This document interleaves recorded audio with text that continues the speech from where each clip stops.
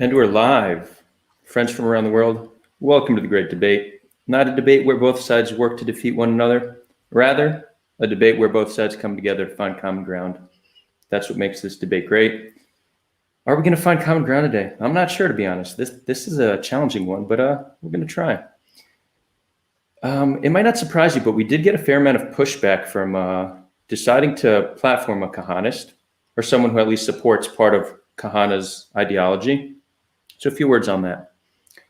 It's actually not new for us to get criticism for the guests we bring on. We get criticism around the clock from people on all sides of the ideological spectrum. We were critiqued for bringing on Malka and Yishai Fleischer. We're even critiqued for bringing on people like dear brother Rudy Roshman. And on the other side of the spectrum, they're hating on us for bringing on people like Ariel Gold, Peter Beinart, and Noam Chomsky. Complain is going to complain. Our platforming philosophy is as such. If someone holds an opinion that is shared with a significant or growing portion of the population, then we don't see any reason to ignore that idea. Rather, we prefer to address it head on. That's what we're all about. In a world filled with echo chambers, we're very much anti-echo chamber. Without further ado, let's get this show on the road. To my top left, we have Halsey English. He's a YouTuber, investor, best known for destroying neo-Nazis and alt-righters in debates during the Internet Bloodsports era.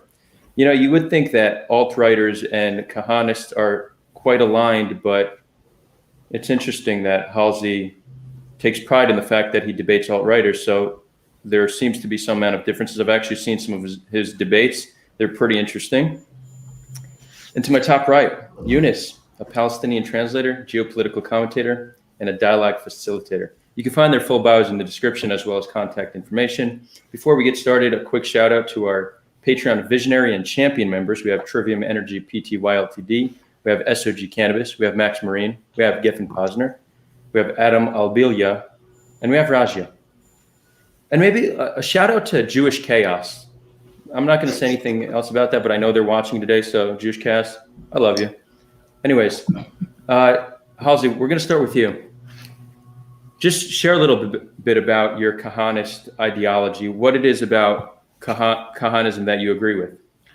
It's not as much the tenet of Kahanism.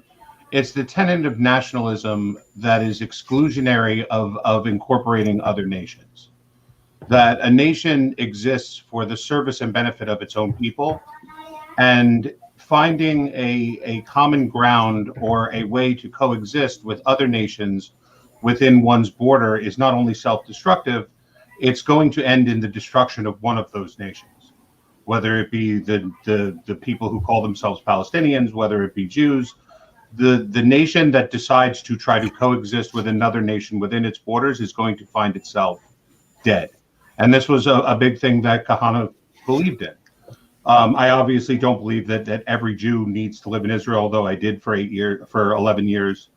You know, I don't believe that necessarily a government of pure biblical, like monarchism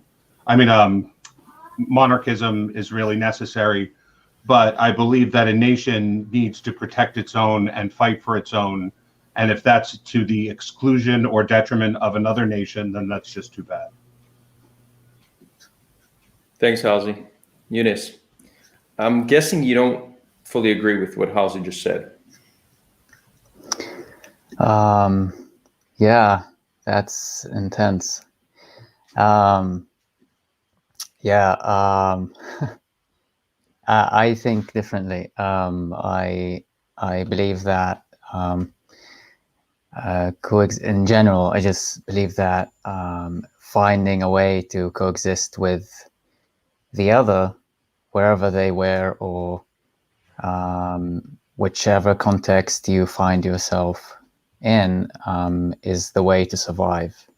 And having to fight someone off in order to protect your ideology or your ethnicity is usually fruitless. That's what I mean. We've got a few examples from history, and some of them have, some of them are unfortunately very, very violent, and some of them are wonderful examples of how new nations have formed from previous conflicts. And being of course, as a Palestinian, it's just kind of intense. It's how would I say, as everybody knows, it's just very close to heart, like the way that you should survive, and the all of the elements that you should take care of so you can strive on an individual level and also on a nationalistic level. But that's what I have to say as an initial response for the introduction. Yeah. Halsey. No, I mean, I'll respond really quickly to what you're saying, and that's that coexistence and the formation of new nations exist when two people see a shared path. The people that call themselves Palestinians don't see a shared or aligned path with Jews, nor do Jews see such with Palestinian. And I would say that Palestinians don't want to see my sons with their daughters any more than I want to see their sons with my daughters. So we don't share a shared vision of how to coexist. There's no idea of a shared land which can be beneficial to both. And in fact, very few people on both sides see that as desirable. They might see it as more desirable than constant war. But at the same time, there's a reason why the Palestinians lose it whenever Jews visit the Temple Mount. There's a reason why they don't want settlements in their land. I can respect that. I can respect that I don't want you in my land either. And we can argue about where the border of that land is and where that exclusion should be. I obviously believe it's at the Jordan River. You would probably say it was at the 67 lines or something along those paths. I don't know you. I haven't seen your stuff. I don't know what your position is on those things. But what I'm saying is there's very, very little desire amongst both people to form a coherent and solidified path forward where they both can live in self-respect. And the idea that, we have to find common ground, we have to be able to afford each other this and that and this, like most of what you say is a common position of those out of power. And you'll see this even in America with the Republicans when they're out of power, or you'll see it with the Democrats when they're out of power. They tend to talk about wanting to be included or wanting to form a mutual path forward because they don't have the power to do it. If the roles were reversed and you had the power and the Jews were saying the same thing to you, I would pretty much guarantee that your answer would be a giant F you. So I don't buy that as being a legitimate view. I think it's a plea for people to be given power that they don't currently have. I am going to start with the last part, the claim that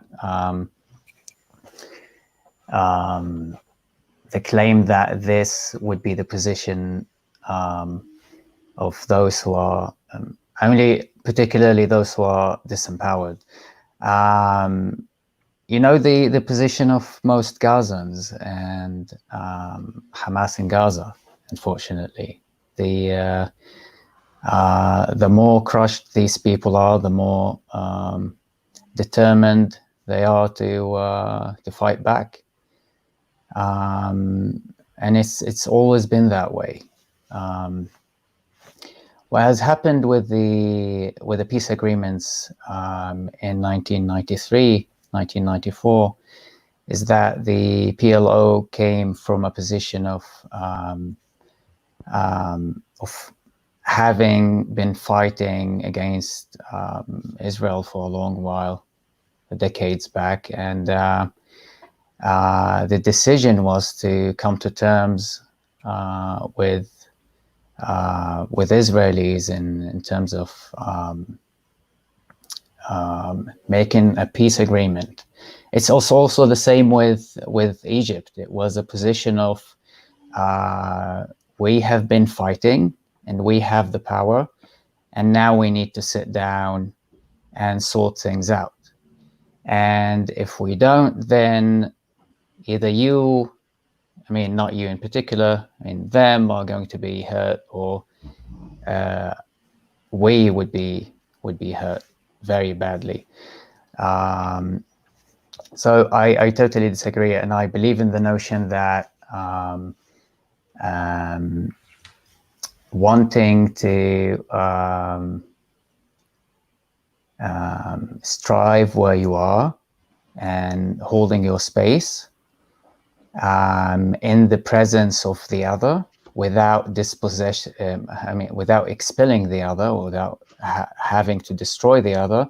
This is the position of power, because you have to have the courage to go against the loud voices of mass murder and genocide, and you have to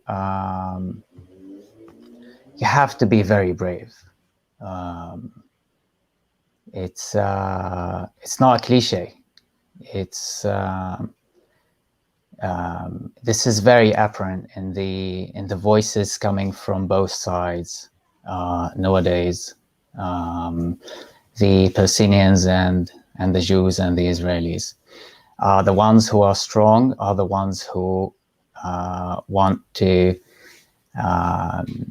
finally find a solution and bring equality to both, but especially to Palestinians. Especially the bravest Jews that I have met are the ones who speak out and who want to bring equality to Palestinians. But the screaming and the fighting is the easiest. It's just the easiest way to go, because that's just what you have. That's what you.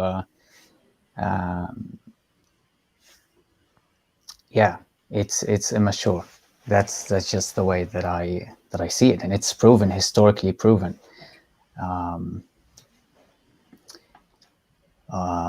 Like a lot of Palestinians did not agree with the Oslo Accords.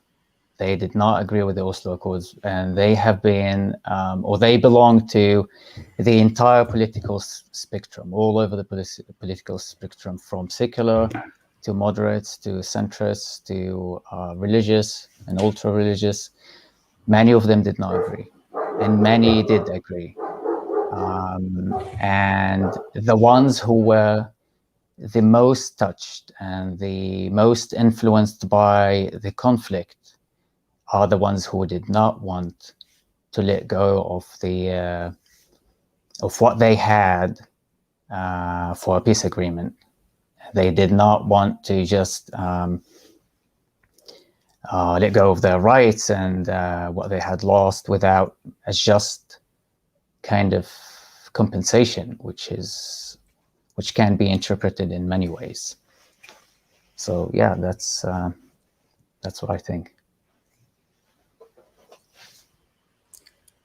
Halsey, I have I guess, do you want to directly respond to what Younes said, or can I ask you a few questions? You can ask me a few questions, just because I do want to respond to this. I don't recall using the terms genocide or mass murder or anything like that. The term is separation. What I want, and I would hope that Israelis want, is to separate from you. And you live your own future your way, we'll live our own future our ways. What we disagree with is where that separation line should be. And you believe that Jews should be expelled from their homes in the West Bank so that you can claim a state. I claim that you should be expelled from the West Bank so that we can further our state. So there's no talk of killing anyone or mass slaughter or anything like that. But historically, the truth lies in that almost all conflicts are solved by the end of a war. One side wins, the other side loses, and terms are dictated. Is it braver to negotiate a solution? Yes, if the solution is able to be negotiated. But if two sides don't have the ability to compromise, or both see that the end result is not going to be anything that anyone accepts, that's not brave. It's just death by 1,000 cuts. Younes, before you follow up, I guess I just want to ask Halsey a question. It was too many things. Too many things. So it's on the record, Halsey, you do not support genocide, but you do support ethnic cleansing of the Palestinians. You want them to be forcefully removed from the West Bank so the entire land can be Palestinian free, correct? Yes, absolutely. Wouldn't you say that we have a pretty good example of coexistence here in Israel already, with the 20% Israeli Arab population, by and large living harmoniously with one another? You made an interesting point about us not wanting to intermarry, and that's true. There's very little intermarriage between Arabs and Jews here. But we're by and large friends. I live in the Galilee, and I live a few minutes away from a Christian Arab town, a Muslim Arab town, a Druze town. It's separated yet harmonious. We're all friends. Why don't you think that can be achieved on the entire land from the river to the sea? Why don't I believe that that can be achieved? Because I don't believe there's a shared destiny. I believe that if the West Bank Palestinians were incorporated into Israel as Israeli Arabs have been, then we will come to a point where there will be eventually a 50-50 split, or one side will stay in the majority, one side will stay in the minority, and there won't be a coexistence. There'll be a domination. That domination will lead to nothing but physical and emotional strife that will end one nation, and who knows which nation that will be. I mean, when you look at it right now, right, they're saying that a government in Israel is not going to be formed without the Arabs, right? That the one Arab party is going to have to, if a government is to be formed and there's not going to be new elections, there's going to have to be either the involvement of the United Arab List Party, I think it's called, on an opposition government, or Bibi Netanyahu would need the support of I think it's called Ra'am in order to do it. And what is the biggest argument?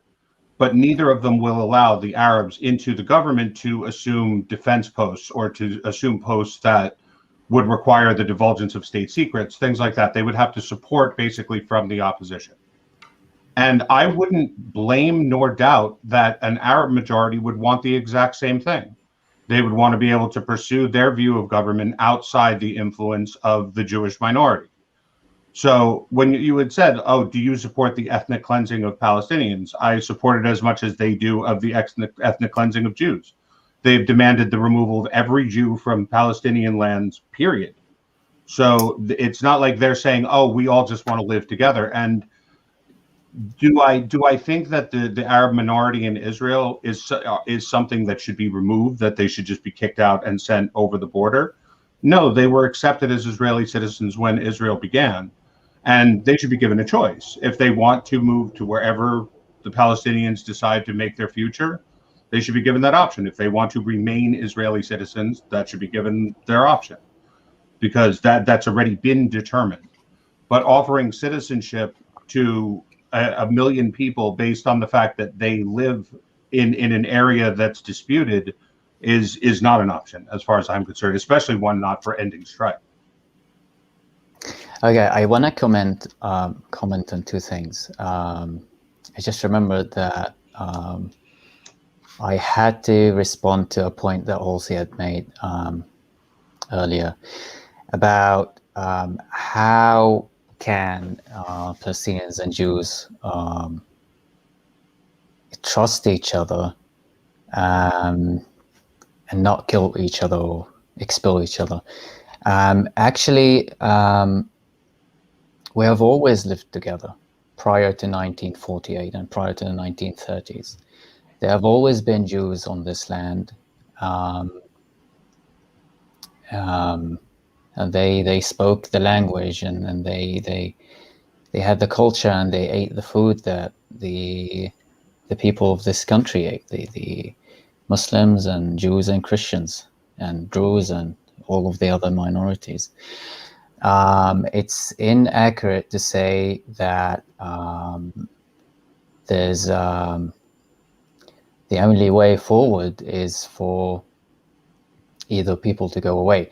We've only had problems in the 1930s and post 1948 with the unfortunate injection of, let's say, some outsiders,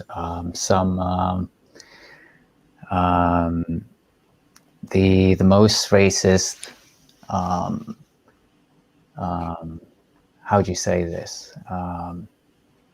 The ideology itself that the expulsion of Palestinians has been built on is racist inherently, and it wasn't made to honor the place where it has been trying to establish a state, unfortunately. I would say some of it, some elements of it, not all of it, because some of it has, of course, managed to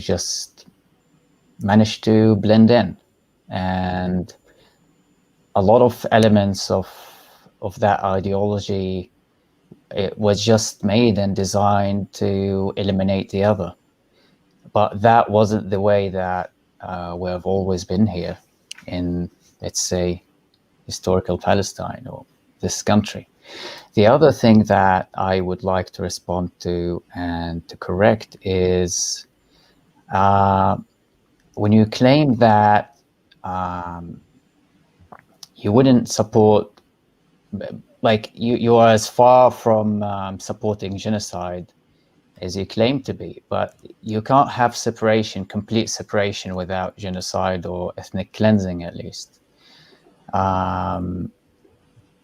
Because how would you purify a nation? How would you make sure that your entire country is just one ethnicity, the ethnicity that you want to have? And you can't just make people move. People are not boxes, and they're not cattle, and they're not vegetables. You can't just have them move somewhere else to purify your nation so you can live in peace and they can live in peace. So separation is, in itself, by definition, social separation cannot happen without some form of genocide that Kahanism advocates for. Thankfully, that hasn't completely happened. It did happen in some of the Palestinian villages and towns and cities in 1948 and 1967. Thankfully, it has never happened at the magnitude that the Kahanists would wish for. And like, if they were to apply that vision. And also on the other side, on the Arab side, but like, to be very fair, be quite fair, what the Jordanian army has done and what some other armies were trying to do in 1948, they may have attempted to ethnically cleanse the other in some parts of it, and the main goal was separation. Separation is not possible without an atrocity. So yeah, I just wanted to answer to these. So let me answer two things that you said. One, that we lived together before 1948. We didn't live together, we were subjugated together, first under the Turks and then under the British.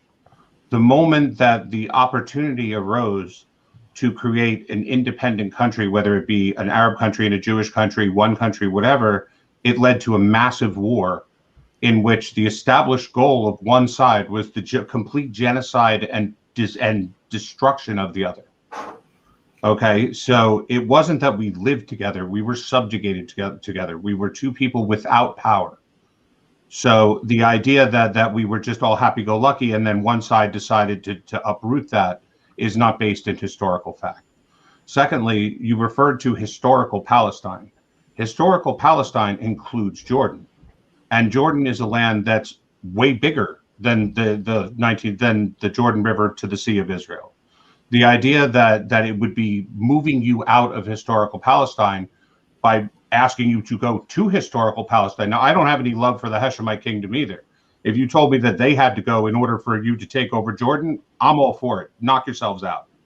Okay, they were imported to take over half of historical Palestine as well. So I don't believe that the answer is to make you subjugated to the Hashemites if that's not something you want or decide to go in your future. But this idea that historical Palestine existed from the Jordan River to the sea is complete nonsense and completely ahistorical. I would like to clarify. I didn't argue, and I am not arguing any borders, historical borders. When I said historical Palestine, I meant what we have now, from the Mediterranean all the way to the Jordan River, and all the way from the north, the Galilee, to the Negev, to the desert, and all the way down to the Red Sea. Jordan has nothing to do with me. Those who claim to be Palestinian have nothing to do with Jordan. They were not born there. Their ancestors did not live there. Jordanians have their own makeup. The Jordanians didn't live there before. The Jordanians were an invention that came about 6 years before the invention of this new whole Middle East. So it wasn't that there was Jordanians there first. They were you would have the to argue Jordanians were that imported from Saudi Arabia, meaning the Hashemite kingdom was. But nobody the people imported themselves anybody. are your people. They lived there for a very long time with your people. No way. There's a big distinction, and that's one way with which I would know that you're not very that you haven't really met the people who live on this land. There's a huge distinction between Bedouins, Arab urbanites, countryside, Fallahin, the villagers, mountain dwellers. There's a huge distinction between Bedouins, Jordanian Bedouins, and including, if you would like to argue that with them, be my guest, Jordanian Bedouins, northern of Saudi Arabia Bedouins, Syrian Bedouins. There's a huge distinction. Jordan is a country who signed a peace agreement with Israel, and Israel, even the country that you claim to defend, wouldn't make that wild claim of saying that Jordan doesn't exist, Jordanians never existed, and they were imported, and Jordan is Palestine. And it's ridiculous because there's this distinction, and none of the Palestinians on this land, in general, would agree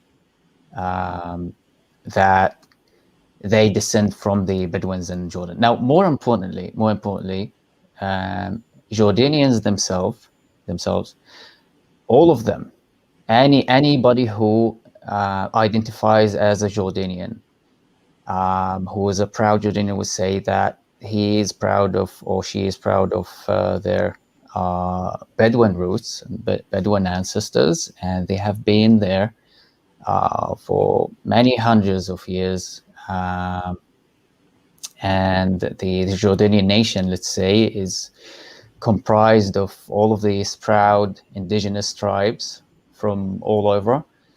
Of course, there has been an influx, let's say, of unfortunately, of Palestinian refugees from, let's call it again, what is Israel now. All of these Palestinians who left their homes from the villages and from the cities and towns during the war, or right before the war, all of these Palestinians who fled to Jordan are actually Palestinians, but that's it. That is those are the people who would identify as Palestinians, and they call themselves refugees, even if they hold Jordanian citizenship. But everybody else, or everybody who claims to be Jordanian, has nothing to do with being Palestinian. It's two separate things. If you're trying to get rid of Palestinians, Jordan wouldn't work because Jordanians vehemently disagree and reject the idea. They even reject the idea of having a federation between Palestine and Jordan. Imagine even having a federation, because they wouldn't want the first of all, that would mean the end of the Palestinian cause. Like pouring Palestinians from Palestine, from the West Bank and Israel into Jordan would mean the end of the Palestinian cause and all of the what the refugees claim and whatever. And then secondly, it would destroy Jordan. It would be a demographic disaster. So yeah, you cannot funnel the Palestinians there. You cannot get rid of them that way. So you would have to find a different solution. Let's say, I mean, ideologically, of course, nothing would work aside from, in general, long story short, nothing would work aside from giving the Palestinians the rights that they strive for, giving them the dignity that they deserve, and justice, and coexistence, and building the two entities on this land in a way that preserves the rights of both people. Yeah.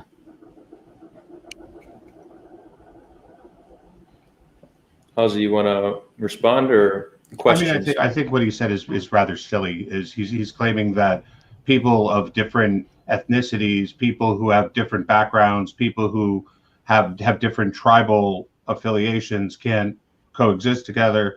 Well, there's Ethiopian Jews, there's Iraqi Jews, there's Ashkenazi Jews, there's Sephardi Jews.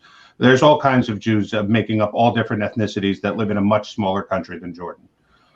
Secondly, if you're claiming that I love how you're claiming that. Wait a minute, you're claiming that demographics would destroy Jordan if all of these Palestinians were to come in, but for some reason that shouldn't be a concern of Jews who would have the same demographic issue of all the Palestinians coming in.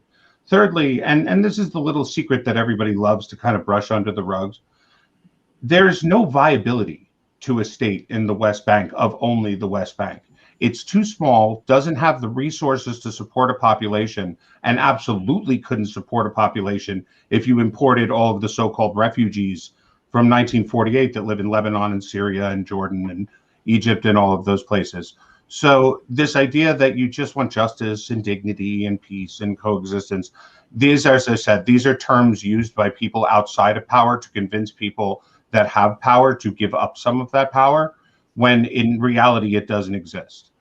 And as I said, when Israel pulled out of Gaza and turned it all over to the Palestinian control, it took about 10 minutes for you guys to start fighting with each other. Between Hamas and Fatah, they started going at it with each other. And now it is a disease-ridden hellhole where everything that was ever built there and given to them, they were given the greenhouses, they were given all the businesses, they were given everything. To this day, Israel still pays for the power and all of that stuff that goes on there. You still couldn't find a way to coexist with each other. And I'm supposed to believe that if you're given all of these philosophical terms like justice and peace and dignity and determination and all of this, that you're not only going to get along with each other, but you're going to get along with us. It's nonsense. You know it's nonsense. And if you want to be honest about it and say, listen, we're just going to keep going until we fight and we win, okay, then let's fight. I'm not opposed to fighting if that's what you guys want. But this idea that you believe, you really in your heart of heart believe this fantasy that you're pushing, that you just want dignity and coexistence and happiness, and we're all going to hug and wave at each other over the border and live happily together, you know it's a lie. And it's insulting to think that you believe I would believe that's what you actually want, that's the way you plan on going forward, when you know it's not true.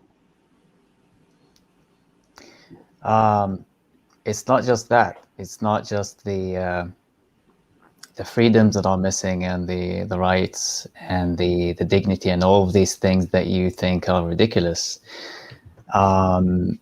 You've got millions of Palestinian refugees who nowadays claim a right to the property in nowadays Israel, and they still hold on to the keys to come back one day. That's a shame. And it's not just that. You think it's just all of these things that you don't understand, which is dignity or whatever. It's also property and lands and logistics involved. What's going on in Sheikh Jarrah nowadays? Settlers moving in, Palestinians being kicked out into the street,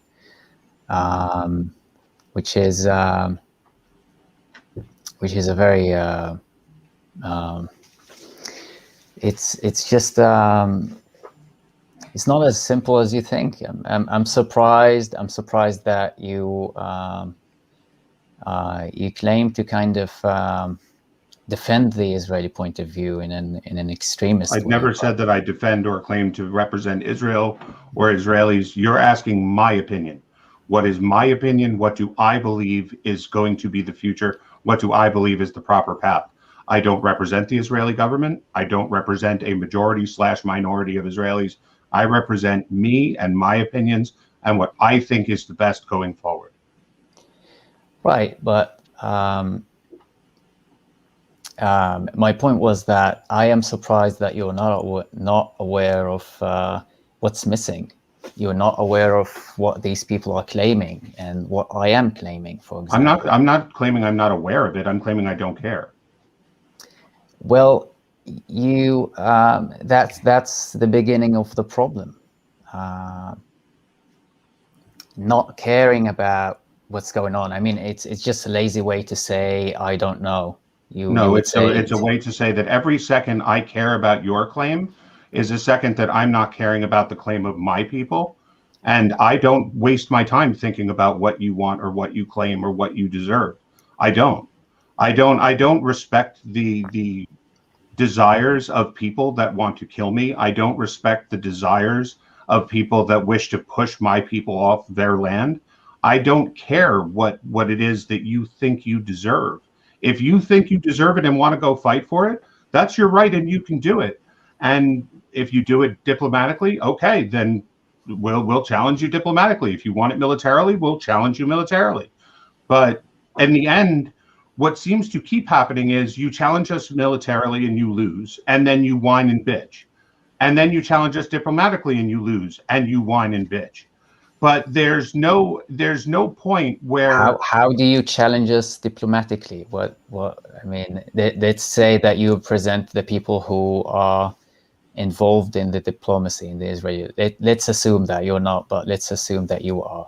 What are you offering? How are you challenging, let's say, the Palestinian leadership in diplomacy? What have you offered? I already told you there's a reason why I don't represent the Israeli government. They wouldn't want me to, because what I would represent diplomatically is I would give you a beautiful gold-framed, boxed, polished, one-way ticket out. That's what my diplomatic plan would be. That's what my military plan would be. There would be no negotiations. There would no be this whining kind of woman-like behavior of, oh God, I want justice. What you would get is a one-way ticket gone to somewhere else. And you could take your keys and your tears and your claims to your property, and you can go write a book about it. Or maybe you can go teach a college course at the Sarah whatever School of Womanhood. But whatever it is that you think I would give you or care about diplomatically or anything like that, Israel was born out of war because you people wanted war. Hang on. In the end of the day, if you think that Israel itself is not going to fight back if you keep it up, is fallacy, I would hope. Okay, so by definition, you have no diplomatic challenge for the Palestinians or for the Palestinian leadership. Giving in that box and sending them out or sending me out, that has nothing to do with diplomacy. That's militarism. That's terrorism in a way that is just that's not diplomacy. That's what you call the other option. So let's set that aside, because you have no diplomatic solution and you don't believe in negotiations, and you don't see that the other side has any legitimate claims. So if you can't negotiate with someone who you don't think has a legitimate claim, so having that said, you only can believe negotiate with someone you don't believe has a legitimate claim, because you can believe that person sincerely, or that people sincerely have the ability to deliver on a promise. If there was a time where the Arabs of the West Bank could sit down with the Israelis and say, we will give this in exchange for this, and you could come to a common agreement that this was all going to work, and provably you were able to enforce that and live up to the terms, then maybe you would have an argument. But every time there's been a sit-down negotiation or whatever, it comes down to, we will never give up the right of return. There will always be a demographic destruction of Israel in your future, because we will accept nothing less. Or we will accept nothing less than all of Jerusalem. We will accept nothing less than a West Bank completely devoid of Jews. All Jews lose every claim they have to every property there. But at the same time, you have to accept us back into your land. And by the way, there's a great example of this already, and it hasn't worked out very well. It's called Pakistan and India, where Pakistan was separated, and they were given the option of being a completely Muslim state, but India was not given the option of separating from the Muslims, and they constantly at war there too. Real quick, Younes, real quick, I just want to bring up an interesting point. So Halsey, first of all, Halsey, you said something women-like behavior. Please refrain from that kind of stuff here. Okay. But Halsey makes a point that is worth understanding in order to understand what drives many Israelis. So he said that saying things like justice, saying things like peace, that comes from a place of weakness. Halsey's approach is often what comes from a place of strength. You don't need to make concessions when you're strong, right? Why should we risk our demographic control? Why should we risk our security when we have the power? And this isn't something that's inherent to just when Jews are strong. This is inherent to humans when they have power. In order for Palestinians and pro-Israel, pro-peace Israelis to build alliances and convince more people, a very strong case needs to be made of how we can coexist peacefully, because Jews living on the land are scared as hell of losing demographic control. And it's not hard to understand why that freaks them out. So while I wouldn't say most Israelis support ethnic cleansing, most Israelis very much are scared of losing demographic control, and security is a main factor in their voting decisions. So I'm saying this to all pro-peace Israelis and all Palestinians: a strong case needs to be made for how we could peacefully coexist and where Jews can remain safe. If we can't do that, then the kind of rhetoric and positions that Halsey is taking are going to continue to grow. So I just want to put that out there. Younes, all you. All right, thank you. I wanted to comment on the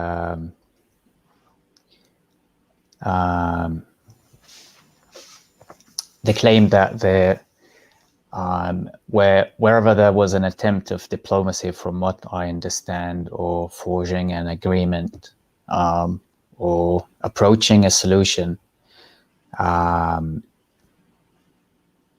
that the Palestinians would not kind of I'm trying to kind of exactly pin down what Halsey's point is. So your point was that diplomacy doesn't work, so your only solution is No, my point is the same, is expulsion. that the Palestinians could do the same thing that the Jews did. When they were offered a state in 1948, it was a chopped up mix of three little areas. Jerusalem was to be considered an international city. It was in no way a prime optimal decision for the Jews living there, but they accepted it and said, we will build from here. This is, if this is what we can get, this is what we can get. Wait, this when is what did the this power happen? is willing When to did this give us. happen? We're willing to wait. Hold on. The power is willing to give us. We're willing to take it. And exactly what happened in all of these negotiations since Oslo is what happened on the Arab side. They said, not only are we not going to accept it, we're going to make sure they can't accept it, and we're going to go to war and annihilate them. Who said that? When you talk about, people with my views are going to continue to grow. If you want to see more people with my views, look at the Palestinian leadership. They say the exact same thing I'm saying. They just say it from their side. So, and this is, I told you, I am not Prime Minister Benjamin Netanyahu. I'm not Defense Minister anything. But if you want to hear my rhetoric, go listen to Mahmoud Abbas. Go listen to anybody in Hamas. Go listen to all of the diplomatic people that are at the UN who say the exact same thing I'm saying from your side. So if you want to know where this comes from, is look in the mirror, because this is what's coming from your side as well. And I don't fight fire with words. I fight fire with fire. So this is what we've got so far. Gaza is at war. I mean, Gaza is at war with Israel. I mean, of course, on unequal grounds. It's not one military against the other. And then you've got the West Bank, all of the conflict and the occupation in the West Bank. The general idea is that what the Palestinian Authority has been doing since the early 2000s is eliminating any reason or excuse for Israel to be hostile towards Palestinians. What the Palestinian Authority has done is bring about, roundabout all of the previously formerly resistance groups, disband them, dismantle them, and this has been announced and pronounced all over the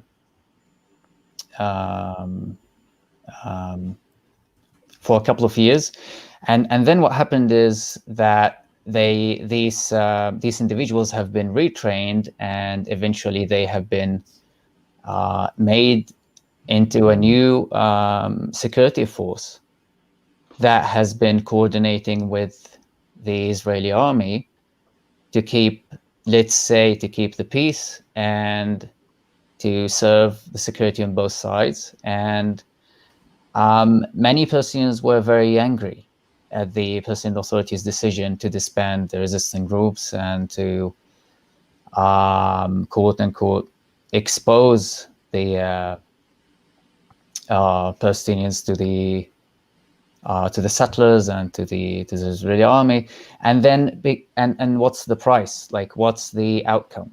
Or what did we get back? So here's what happened, and this is why Palestinians have such a problem trusting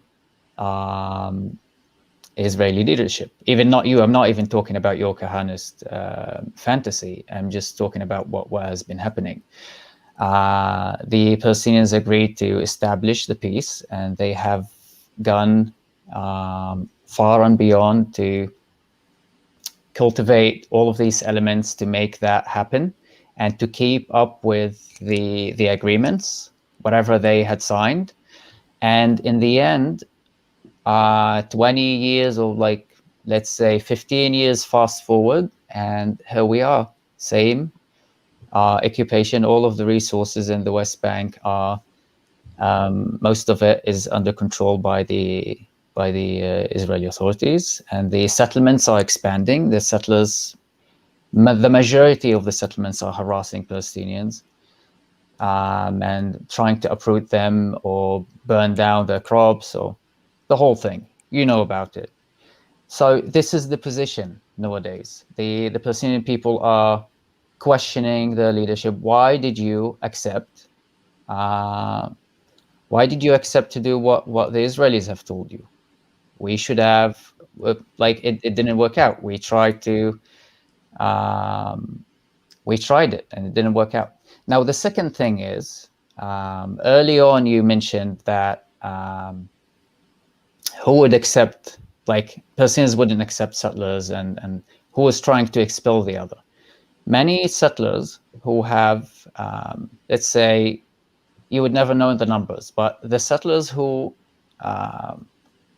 came to the West Bank, let's say just the West Bank, and respected the neighbors and blended in with their environment and learned the hypothetically, this type of settler, the Palestinians have no problem with. Palestinians have no problem with the someone whose religion is Jewish. The problem was with those settlers who burn down their crops and kill their cattle and shoot at them and shoot at the unarmed farmers, and it's just the problem is people like you.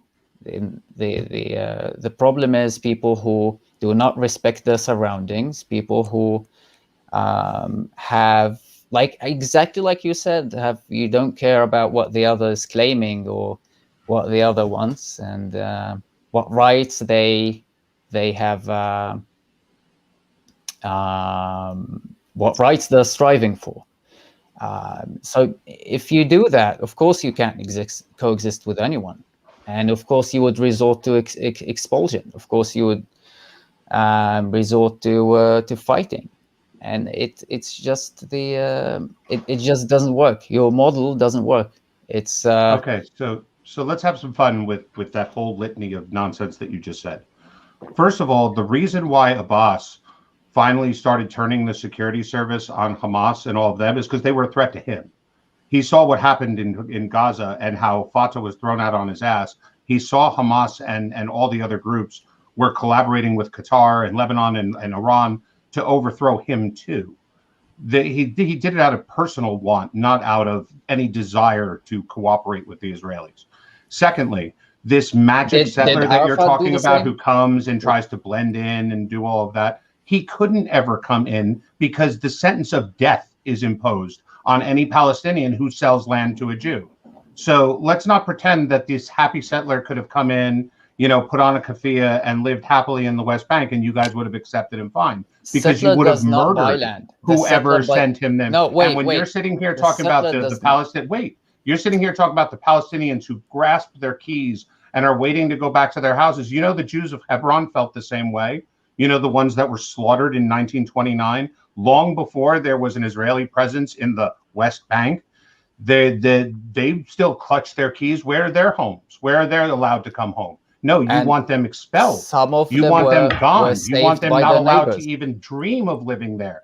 You have, as I said, the same standards that you expect from us are standards you would never, ever, ever give to us if the shoe was on the other foot. And you've proven this repeatedly by saying, oh, if Israelis would just do X or Y or Z or X or Y or Z and not resort to extremism, then they would find a willing partner. But your people currently, not theoretically, not maybe if pushed too far, are doing the exact same things that you claim I'm preventing by doing from having a peace deal. You claim that my views are the ones that are preventing it, but it's your people who are implementing the things that I'm talking about against Jews that you seem to think are just these happy people who would be sitting there strumming a ukulele talking about how great life is living together. They're not doing it, nor have they ever. So to pretend that if there was an opportunity for us to peacefully coexist, they would have gratefully done it. They had the opportunity over and over and over and over again, and have never once did it. So there's no evidence, none, zero, zilch, nada, ain, that you are telling the truth in that this would happen if Israelis were to meet you halfway, because you've proven over and over and over again that would never happen.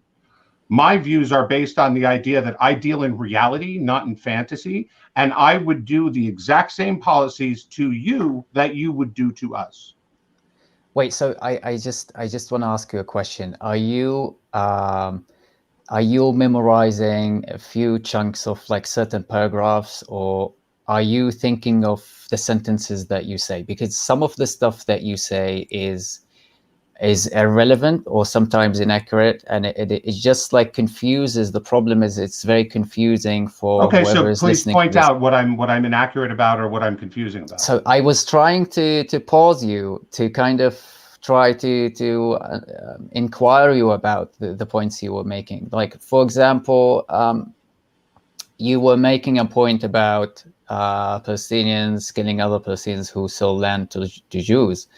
And you were making that point in relation to settlers. The definition of a settler in the West Bank is that they don't buy land. The land is given to them by the state, or they just go there and settle.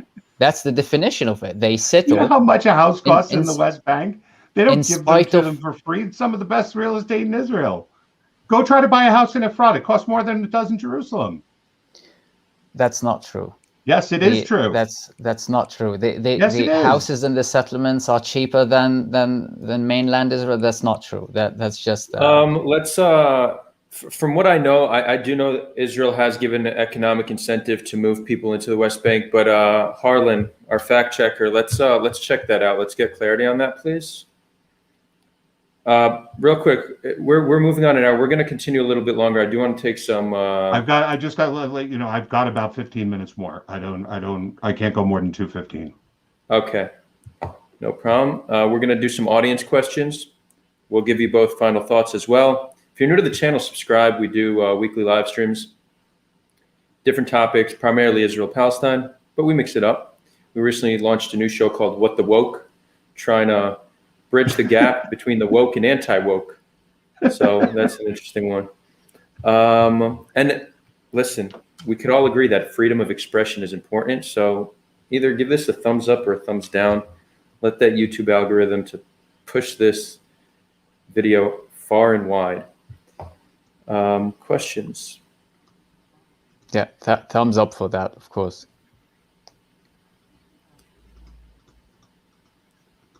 Let's see. This is a question from Nico Pater. If the question's to someone specifically, then mention their name, because I don't know who this is for. If we open the blockade when Hamas is in power, would they be smart? I'm not sure what Nero's asking. I think I understand the question. Is he saying if Israel relaxed its naval blockade of Gaza waters, would Hamas take advantage of that and not try to fight with Israel? I think that's what he's asking. If we open the blockade? I don't know. I can't answer this. Would you like me to take that? Yeah, sure. Okay. So if Israel is smart, I'm going to flip the question. If Israel is smart, and if there was no blockade in the way that it does exist today, there wouldn't be a need for Hamas rule to begin with in Gaza. One of the reasons why Hamas rule exists in Gaza is the dire conditions in which people are, the lack of everything, of the essentials. That's the perfect recipe for the current rule in Gaza. So if the blockade is lifted, and you've got more of a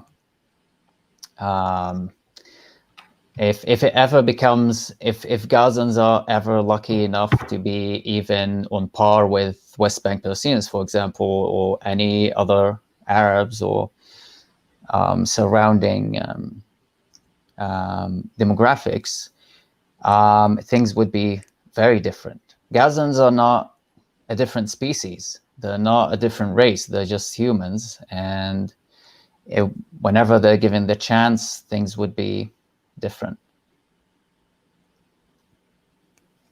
Cool. Thank you, Younes.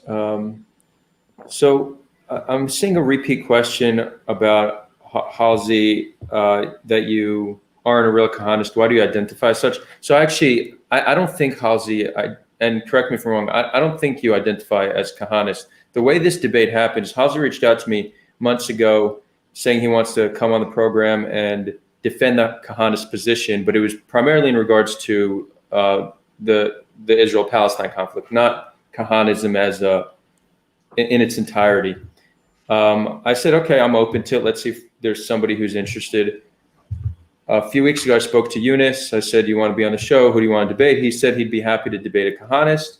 Seemed like an interesting matchup. We made it happen. Would you say that's fair, Halsey? You don't identify as a Kahanist? I'm not a Kahanist in terms of like, I wouldn't claim, number one, I don't live in Israel anymore.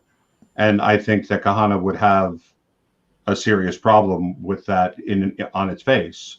I consider myself, I believe in the Kahanist philosophy in dealing with the Palestinian conflict, but I wouldn't call myself like a dedicated Kahanist in terms of that I accept everything he's ever preached.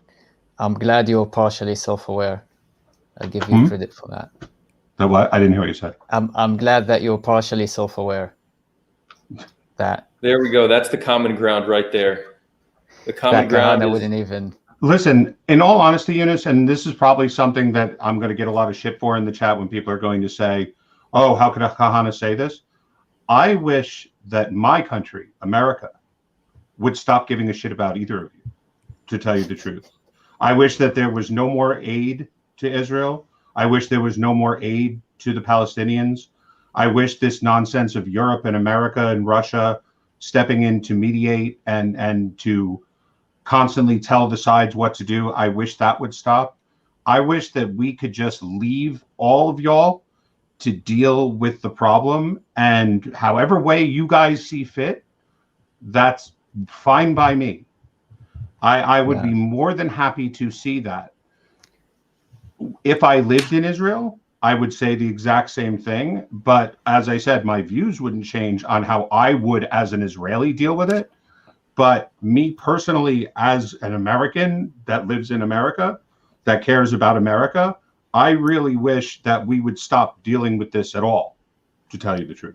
Yeah, congratulations. You've just earned yourself millions of libertarian, far-right, alt-right champions on the internet and off the internet who exactly cheer for and advocate for isolationism and for America to be isolated and hated by anybody else. America's already hated by everybody else. Let's not pretend that we're loved by the world community. Those people that you have just appeased to and they appeased for and satisfied, those exact people, the far right wingers and the alt right who advocate for isolationism, are the ones who harass the Jews the most in America and outside of America.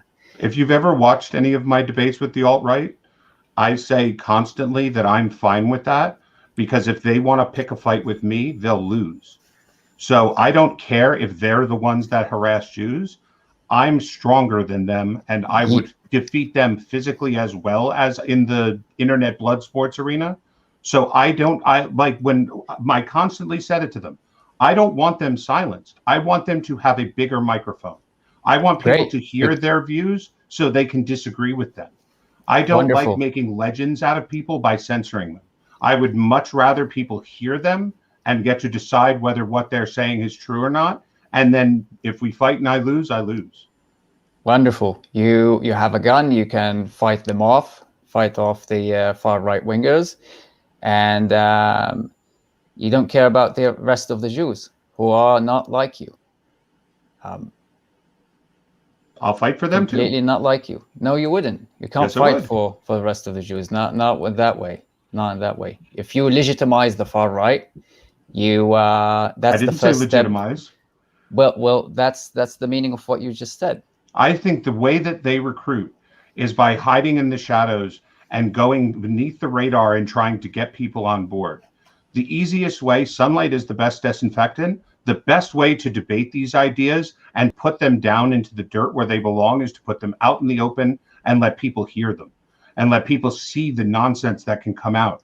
If you let them organize in tiny little rooms without anybody around to dispute them, to say that what they're saying is wrong, all you do is create legend. And I think that that's incredibly harmful and would give them a lot more power.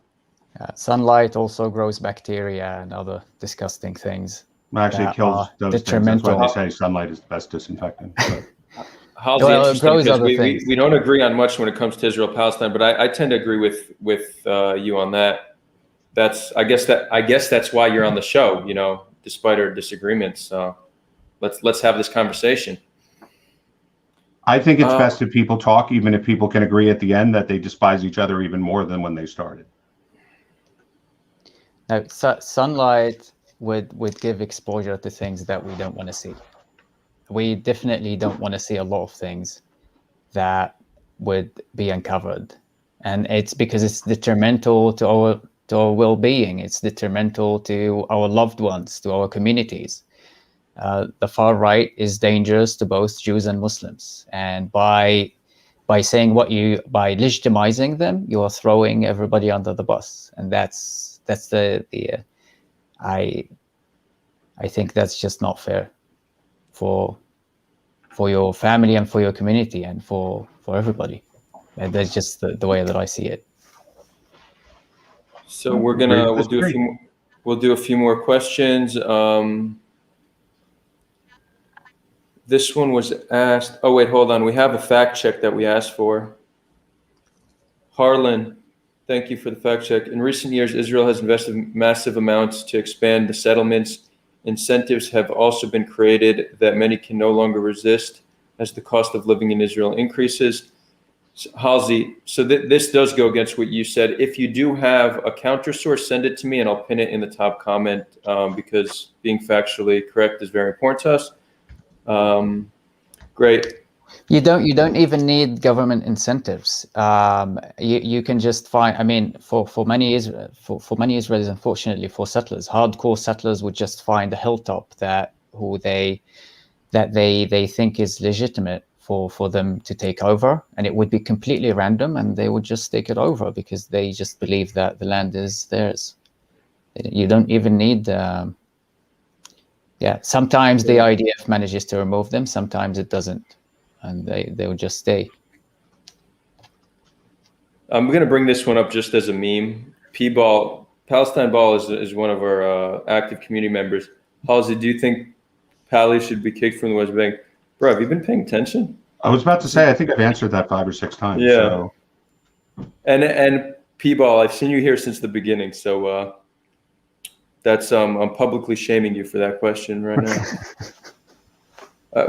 We have a. I'm going to bring this one. This one's also funny. Laisha says Adar and Younes kind of look like they could be brothers. Well, you know, Israelis and Palestinians do share a common ancestor. But interestingly enough, we actually, Younes and I have the same birthday. I think you might be a few years older than me, right? What, you're 88? Not 88 years old, 1988. Yeah. Yeah, I'm 89, but still, okay, cool. Let's see. So this is from Isaac Chu. I can't really find it, but I remembered Isaac Chu is also a Jewish Chaos member. Shout out to Jewish Chaos. Younes, why do you not consider East Bank as part of, like, what's the distinction? Because this is a very common argument being made. They say, why aren't Palestinians or the populations living in the West Bank fighting for independence the way Palestinians living in the East Bank? Why aren't the ones? Sorry, I completely messed that one up. Can you show me the question again? Can you? Yeah, I mean, it might take time. Essentially, why aren't the Palestinians in the East Bank fighting for independence the same way Palestinians in the West Bank are? Jews often see that as just a double standard and like a form of anti-Semitism. They said it's because living under Jews is unacceptable. You see in the East Bank, they're not fighting because they're living under other Muslims. That's a common narrative. Can you dispel that, or is there truth to it?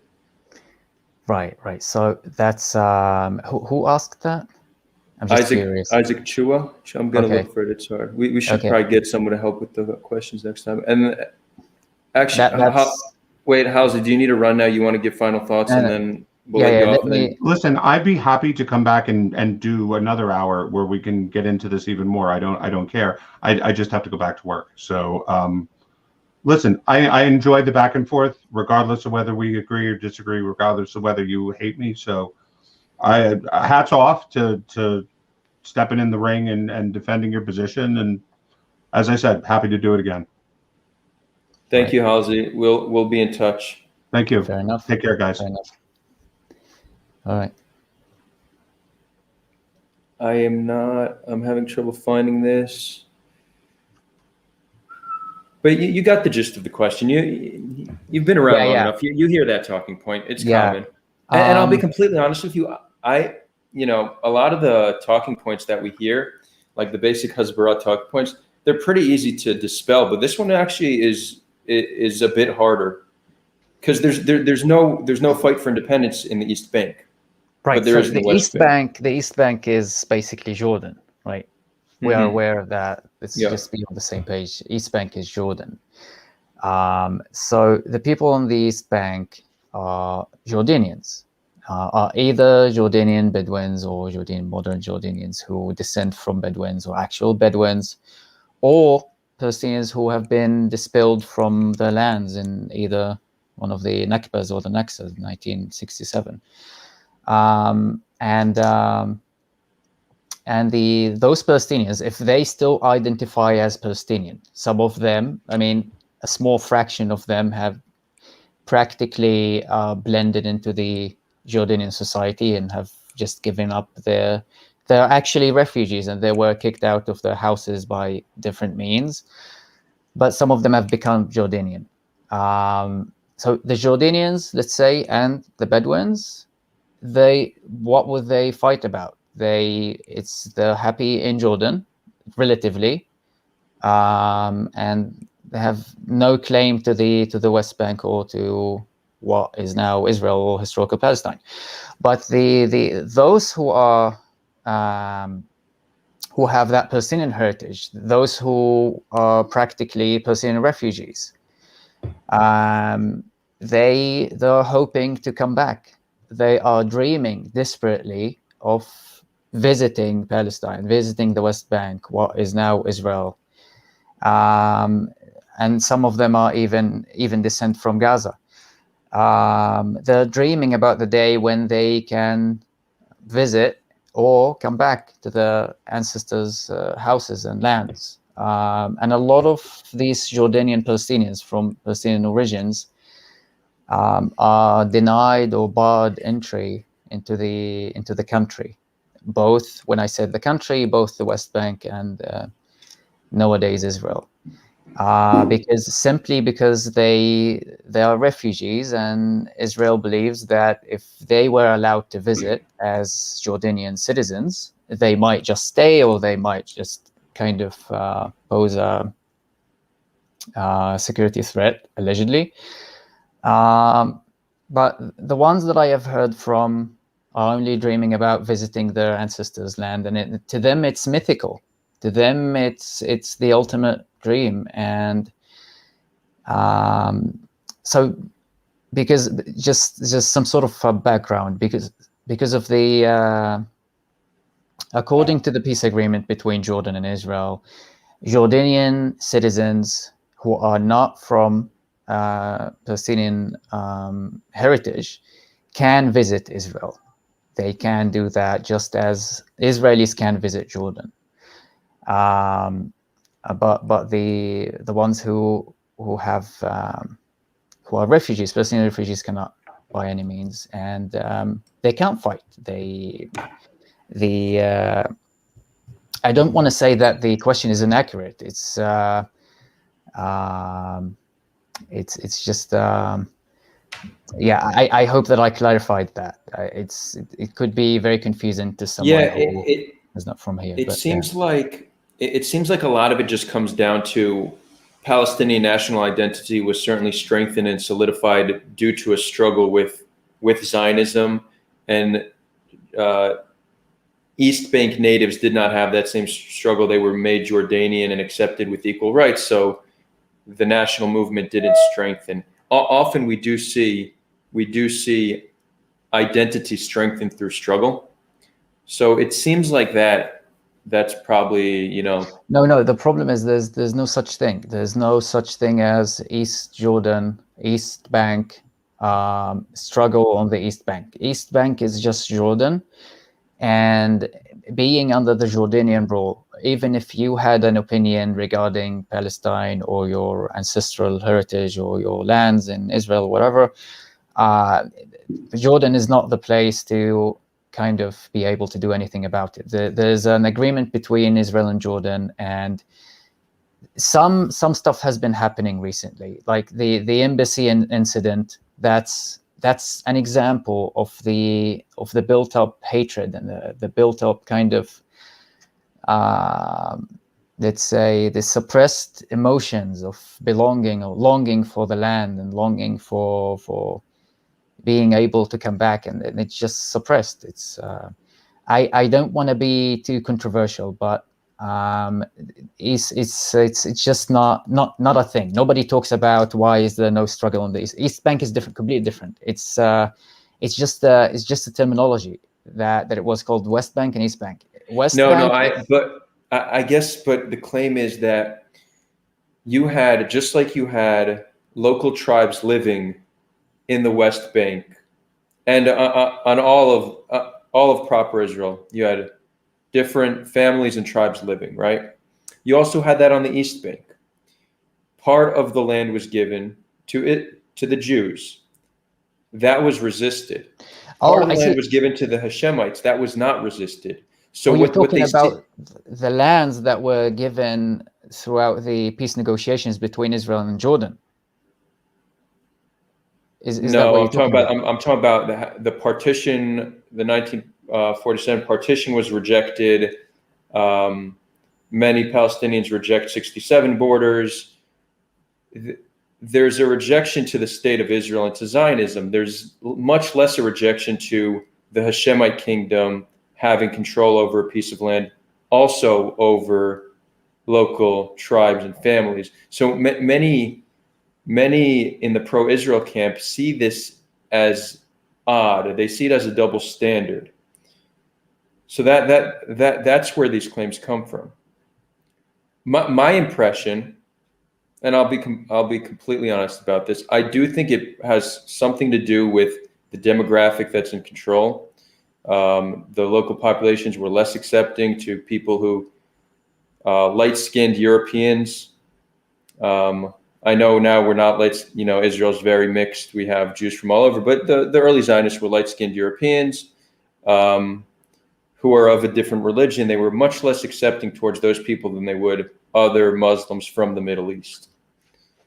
That's one. Two, I think that Jordanians, the local populations in the East Bank, have equal rights in Jordan, while Palestinians don't. So that struggle, not only equal rights, but just the fact that there's a struggle between these populations solidified the identity and created more animus towards Israel and just being under the control of Jews.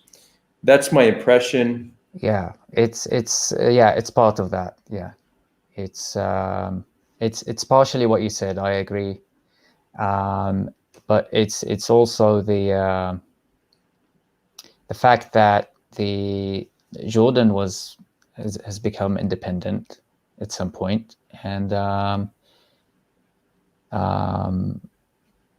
it's now I understand the question. I thought that it was about the what has happened between Israel and Jordan at some point in the peace agreements, but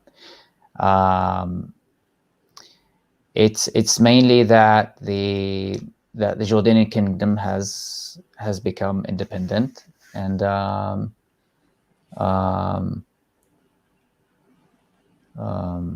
yeah.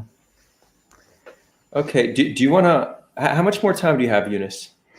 I have 15 minutes. 15 minutes. You want to do something new, something we've never done yet before? You want to Okay. invite some audience members to come on and share thoughts, ask questions? Because I see some people in the comments are saying, hey, let me on, let me on. Sounds cool. All right. Well, I just have I'm wondering about, was that actual Leica? That was the official Leica account? Who said that we looked like brothers? Yeah, Leica. She's a very active member of our Discord community, and she's great. Right. It's not You know Leica the her? company, right? Oh, no, I mean not. No, I don't think. Maybe Right. maybe she works there. Leica. Okay. All right. I didn't even know it was a company. I've been Right. wondering what that Yeah, name is. it's the oldest photographic company. Yeah, I freaked out. It was wow. Okay, let's So bring someone up. Yeah. okay, so whoever wants to come on, I'm dropping the Discord link in the chat. Join Discord. You'll see a channel called, I'm opening a new channel right now called Get on the Show. Join that channel and say you want to come on, and we'll make it happen. You'll see Get on the Show. It's towards the top on the left-hand side. So Leica says, I love photography and shoot a Leica camera. Okay. Oh, that's why. All right. We got That's it. cool. All right. So how was it debating a Kahanist? How was that for you? It was honestly, even despite my research that and despite my preparation, it took me by surprise. I didn't think that he was going to be angry. Kind of.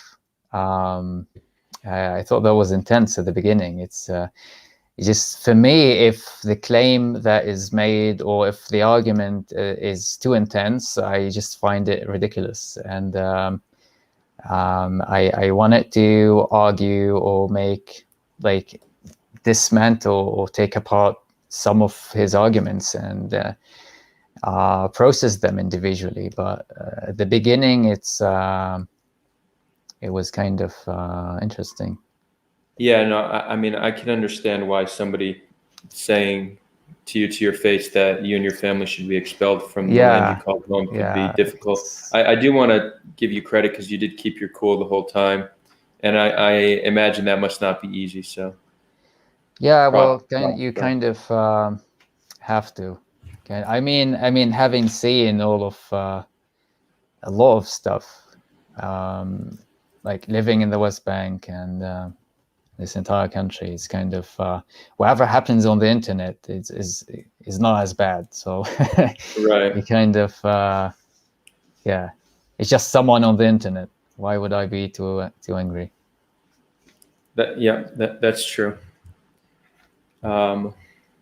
It's also anger is just, there's like a really good quote I love. There's different variations of it, but being angry at somebody is like drinking poison and expecting them to die. It actually just harms you more than anybody else. Exactly. So we're doing something entirely new for the first time. We're bringing on guests. All right. Unplanned, spontaneous. To those here for the first time, subscribe if you like what you see, and if you really like what you see, we have a Patreon where patrons get certain benefits. The visionary and champion members get a shout out at the beginning of the show. If Patreon's not your thing, we have PayPal. We also accept Bitcoin and other cryptocurrencies. We love crypto here at Sulha. We're waiting for somebody. They should be joining soon. Test for Shin. I sent you a link, so click that link and you'll be good to go.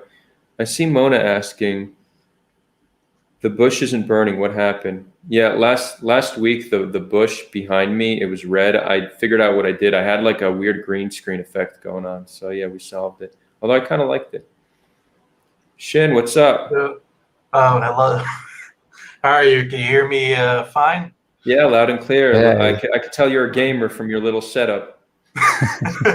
Yeah, that's a nice chair. That's a nice chair you've got there. Yeah, you get that from election funds and all. I spend my money there. Well, so this is the debate platform, right? Like, can I ask questions? Like, you can ask questions. You could share opinions. You could, you're free to do what you like. All right. So my first question to Younes actually might actually be a little bit. I don't know his history specifically of Arab movements within Israel, but I want to talk about how do you say the idea that Arab Jewish cooperation can really exist, and I think the best basis for why it cannot is probably if you look at the history of Hadash, of El Jabha, the Communist Party. You go all the way back to when it was just the Palestinian Communist Party with both Jewish and Arab members, and you see that they couldn't coexist no matter how much they tried to push away their, I guess, how much they try to coalesce together around this idea, whether it be Marxism or progressiveness. So really my question is, doesn't that really show that the existence, even in like these utopian movements such as the Communist Party, really disprove the unity that can exist from a so-called Arab Jewish perspective?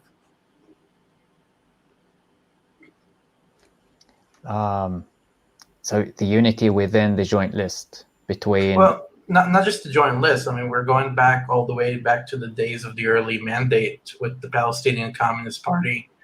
You had what's his name? People like Tawfiq Tubi,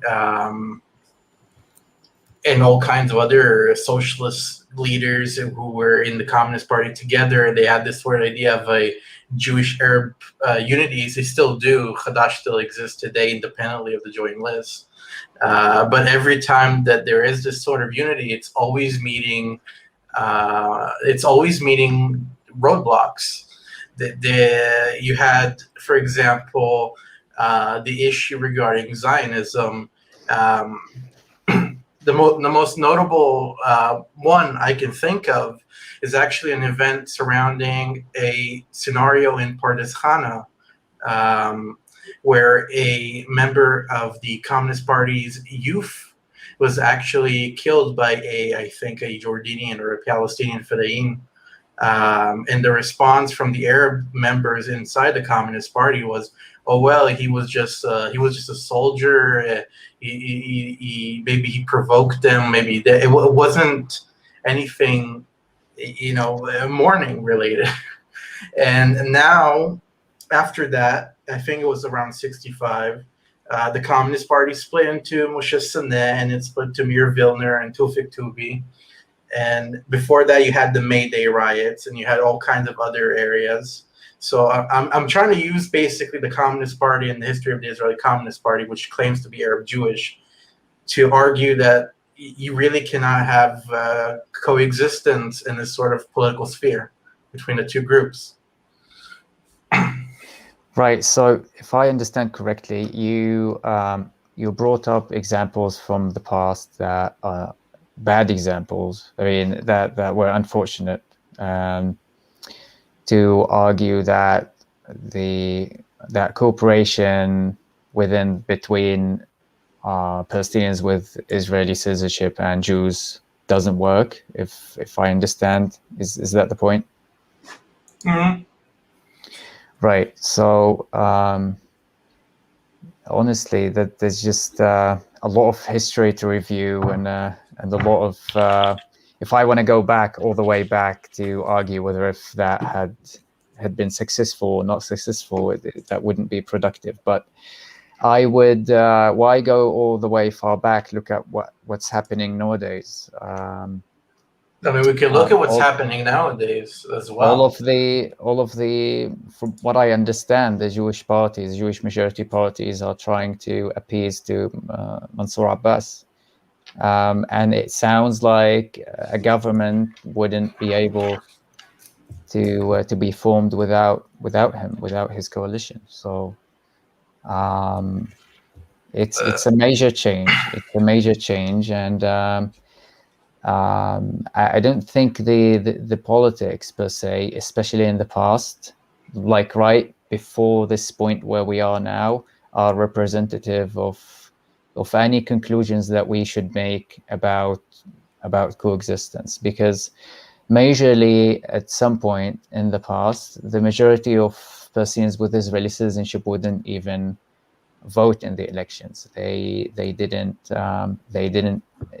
see it as relevant to them. They thought it was unjust, and they didn't think they would be included, and they didn't want to be included. You had up to some point in history in the 70s, they were still kind of they had curfews in the towns and villages in nowadays Israel. The Arab towns and the cities, some of them were under curfew in the 60s and the 70s. So like that took a while. That took a long while, and you have to think about a lot of factors and reconsider, take into consideration a lot of problems. If the Arabs, whenever Arabs or Muslims or Palestinians feel that they are included or they can be included, they would participate. There's nothing that is fundamental within the Palestinian identity or the Muslim identity or the Arab identity that would prevent it from being in a coalition, in a political coalition with someone else from a different religion. If it's on equal grounds, if they're both equal, then there's no reason that cooperation would be rejected fundamentally. Just to chime in real quick, I think when it comes to Jewish and Arab Israelis working together politically, I think this is still fairly new. We haven't seen much of it. Any Arab politician has always been in the opposition. Things seem to be starting to change. When it comes to coexistence, like amongst people living together, I actually think Israel successfully does that already. There's many well integrated cities like Haifa and Yafo, and then there's many regions like the Galilee where it's extremely well integrated. Integrated not in the sense that everybody is living in the same towns. No, the towns are actually quite segregated. It's different than what like your average American lefty would describe as coexistence. Everybody like being mixed in the same neighborhood. But I don't think that's what we need. I think we should respect different cultures, different religions, let people have their own towns, their own expression in their communities, but we shop in each other's towns, we work together, we're all friends. Let me tell you a story. Just today, I'm taking a little walk in my town, Kfar Vradim. I moved here a few months ago, and I see a guy picking some stuff in the field. So I say, "Hey man, what are you picking?" And he shows me it was a wild za'atar. For those who don't know what za'atar is, it's a that's my favorite very popular Middle Eastern. I don't even know Middle Eastern, but Israeli and Arab and Palestinian herb blend, you could call it. But za'atar is like the raw plant, and it was just a Druze guy who came from a nearby village picking stuff, and then we started chatting. He taught me how to make it. So now I know how to pick and dry and blend za'atar. Maybe I'll even we'll send some out to our patrons. Ooh, that'll be a nice little way to incentivize people. That's just like one little anecdote of how we're all friends. Right. But we can do that in scale from the river to the sea. Israelis and Palestinians living side by side as brothers and sisters. We could do it. It's possible. You raise a very good point about integration versus proper coexistence. It's and a lot of Palestinians with Israeli citizenship have done their best to be as fluent in Hebrew as possible. They have gone to universities and they have tried to blend in. I would say, to make it kind of, I would even make a comparison between the Black community in America and Palestinians in Israel with Palestinian citizenship. A lot of them feel that whatever they do, some of them would make a huge effort to integrate and assimilate, let's say, but it's still unfair for a lot of them, because the other side is not reciprocating. The other side is not learning the language. The other side is not seeing them as perfect equivalent or equals to them in the hierarchy of the state, and unfortunately. It's just the way that some people feel. Yeah, so it's a good point that integration and assimilation is not everything. There's a lot of work to do, especially in this country. Shin, you're not optimistic about that vision of No. coexistence? I mean, I think we can coexist. I think we can live together. I just don't think that can be done in a political and framework. Like like for example, if we're wanting to talk about a lot of segregation also occurs within the Arab communities and political frameworks themselves. Like you look at Balad for example, El Tujama. Now they have. If you wanted to join as like a Jew, you wanted to join Balad, you can't. Even if you know Arabic, you can't join the party. And the reason for that is because they come from this sort of belief that Jews should stay in their sides. Now we can talk about political frameworks and the discussion within like Ram, which is making some sort of change. I wouldn't really call it a change. It existed before. The Arabs would always support a center-left government if they could. For example, you had when Menachem Begin resigned from the Knesset, Hadash and Balad, Balad then was the Progressive Democratic list. They recommended Shimon Peres to become prime minister. The Arabs always had this sort of political cooperation, but I'm talking about like the deeper fundamental framework here, which is always segregated, and it always has such negating and contradicting beliefs, even when we want to exist socially and culturally and economically together.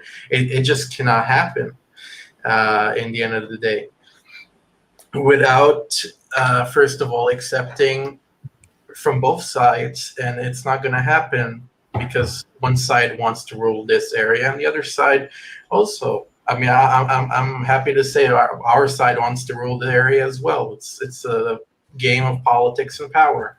In the I end. don't think let me allow me. Sorry to interrupt you, but like, if an Israeli Jew wanted to would like to join Balad, the thing is, the point is not about whether if they can join Balad. It's about whether if they would like to join Balad or any of the other exclusively Arab, Muslim, or Christian parties, or any other minority. It doesn't like would you join Balad? Like, does it serve your purposes? It's not the argument. It's not where the argument is. I mean, I can give you an example of someone who's joined Balad Kivvichol. That example is Orly Noy. She's a translator for Persian, and she's a member of what's this called, B'Tselem. She's a part of Balad, but she has she doesn't have official membership. She's not allowed to have official membership, as far as I'm aware. And you have other Jews in high-ranking positions, whether that be Peace Now or B'Tselem, that are members of the Arab parties, Kivviachol Arab members, but legally they're not accepted. Balad does not invite them to anything. Real quick, so I had a feeling this would happen, and it seems it did. Some people who are tuning in right now are under the impression that Shin is a Kahanist. No, whoever's just tuning in, we had a debate. Halsey was on. He's not really a Kahanist, but he supports Kahanist's approach to the Israel-Palestine conflict. Afterwards, we decided to let an audience member come on, whoever wanted to, and Shin wanted to. So Shin's here. He's not a Kahanist, but he does not think that coexistence can happen. Wait, are you a Kahanist? I'd identify myself, I guess you can say, as a Kahanist. Okay. I have Wow. read Rabbi Khan's words, and I do follow the yeshiva around AUD. But I'm a lot more loosely connected, you can say, to the religious Zionism in general. I've worked for them. I've been a member of the youth movements. I grew up. That's like my home. So I take that back. Not only is Shin, it's not that he's not a Kahanist. He's more of a Kahanist than Halsey. Oh my God! Wow, how did this happen? But his approach is quite different. We have one more person coming on, Eliyahu. Younes, you're not getting any Palestinian alliances tonight. It's all Jews here, but as they say, 10 Jews, 11 opinions. So it's not, Eliyahu. Hello, how are you? Good to see you here. Eliyahu is a very active Discord member. He's also been on the show before for a debate. What's on your mind? All right. Okay. So what you're saying is in total opposition to anything any rabbi with any considerable influence has said. If you Wait, look you're speaking to Shin? You're speaking Yeah, to I'm Shin? speaking to Shin. If you look at what Rabbi Ovadia Yosef said, if you look at all the major rabbis in the Jewish community, I'm talking about Jewish rabbis. I'm not talking about the Reform Hestalog dog shit that exists, right? Okay, if you ask them, they do not agree with you. They are in total opposition to what you're saying. And what you're doing is massive Chilul Hashem. Real quick, because there's something I need to address. Leica, I see you're saying we're having trouble in Discord. It's hard I can't mod Discord. Can one of our Discord mods please reach out to Leica and understand what's going on and get rid of that person? Thank you. All right. I mean, we can look at Rabbi Ovadia Yosef. We can look at how he's portrayed in the Arab media. For example, we want to talk about Palestinian and Lebanese media. He's portrayed as some sort of a wanting to genocide Arabs and hating Arabs. So, yeah, he wasn't. Rabbi Khan also didn't really hate Arabs. He just. That's not what I said, though. I said that what you're saying is not advocated by any major rabbi. And if you look at, can you give me a major posek that is saying a single word of what you're saying? I mean, what have I said? Can you? Yeah, well, Kahanism specifically, if you want to look at it as an ideology, believes in the mass expulsion of Arabs from Israel, and it also believes in many other things that, like, for example, I suppose I forget how to say this, but having theocratic law inside Israel, which is a position I can see that is obviously defendable by halacha. But if you want to say that many rabbis are claiming that Palestinians should be en masse kicked out of Israel, I can't find a single major rabbi that is saying this. And when Mir Kahana said it, all the major rabbis in the Jewish community, for the most part, did not say anything in agreement with what Mir Kahana was saying. No, first of all, Rabbi Kahana is one rabbi. There are other rabbis who said this sort of thing. No, I mean a major posek. Give me a major. A major posek. Yeah. Well, depends what you want major. Okay. Like, what do you think is major for you? Like a chief rabbi? A chief rabbi of a Jewish community, and I mean a naturally Jewish community. Well, in that regard, you can probably look at certain things. If you want an outward confirmation of Kahanist series, you probably cannot find it by establishment Israeli Jews, like the heads of the rabbinates. You can probably look towards the religious Zionist teachings of the first, Ashkenazi rabbi in Israel. Rav Kook? Yeah, Rav Kook. You can look at. He did not speak about expulsions of Arabs. I mean, Kahana spoke of expulsion of enemies, not of Arabs. First of all, Let me. Would you allow me to answer to that? So, all right, you can So say something. He spoke of the expulsion of the 7 nations, but Palestinians are not part of the 7 nations.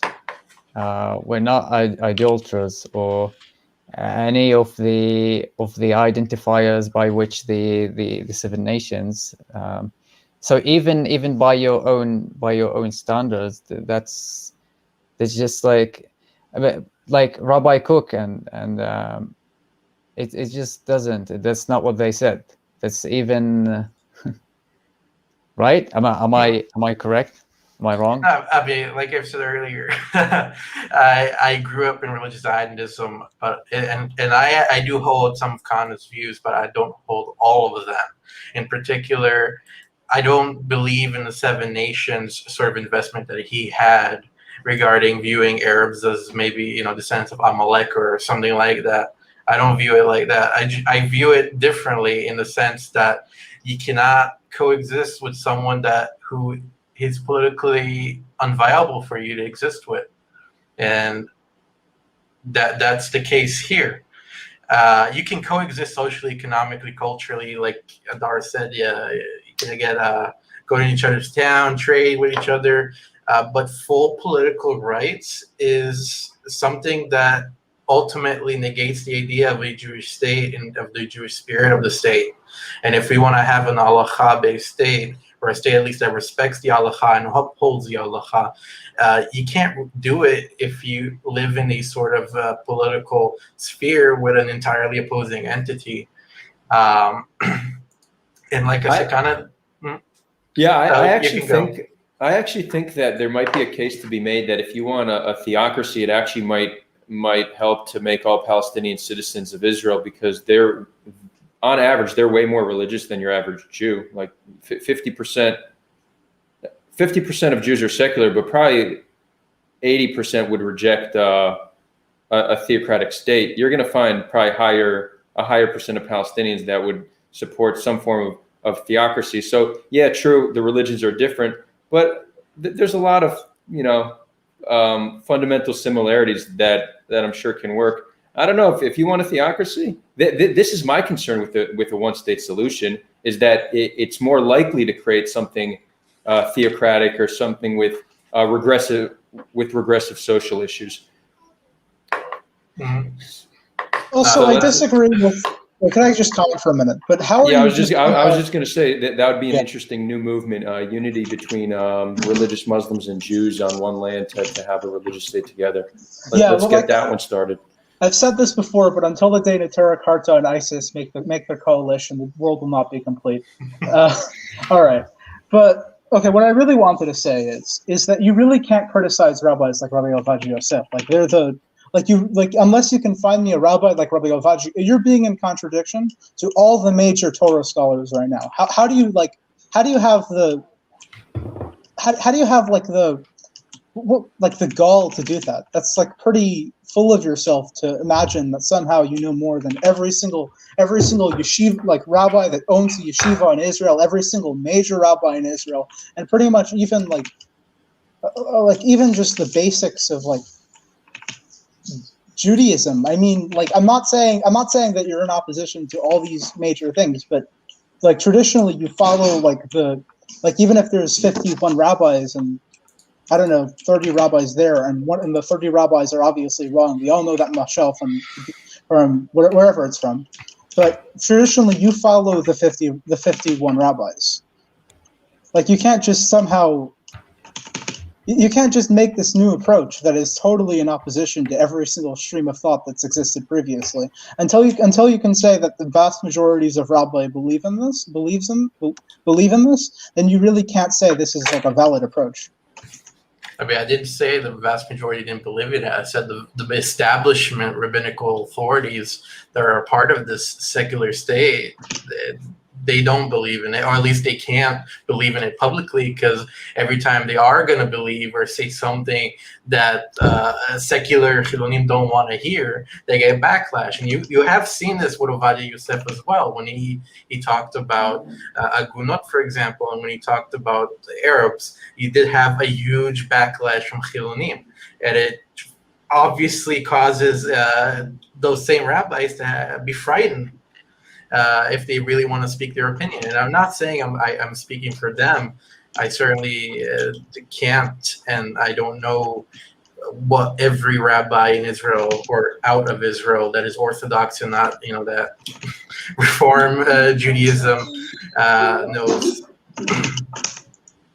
Yeah, but you just said that you're not in the opposition to the majority of rabbis. So then right after you negated that claim and said you can't claim to know what these rabbis think.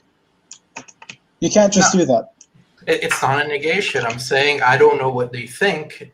I assume from a vast, if you want to interpret the halacha in the same way that certain people have, like the Rav Kook, for example, you will find that there is an interpretation there that puts us in a scenario where we need a Jewish state, and a Jewish state cannot exist when it is bound by another entity that has to also accept. Okay, so number one. Real quick, Eliyahu. Younes, do you need to sign off? I am listening. Okay, you're free to. Whenever you need to sign off, let me know, and then we'll give you some final words, and then. Let's do that. You want to share final thoughts? Go for it. All you, and then Eliyahu. We can continue this. If there are anybody has any questions for me before I. If you have a few more minutes for questions, chat. If you have any questions for Younes, now's the time to ask. In the meantime, Eliyahu, feel free to respond to Shin.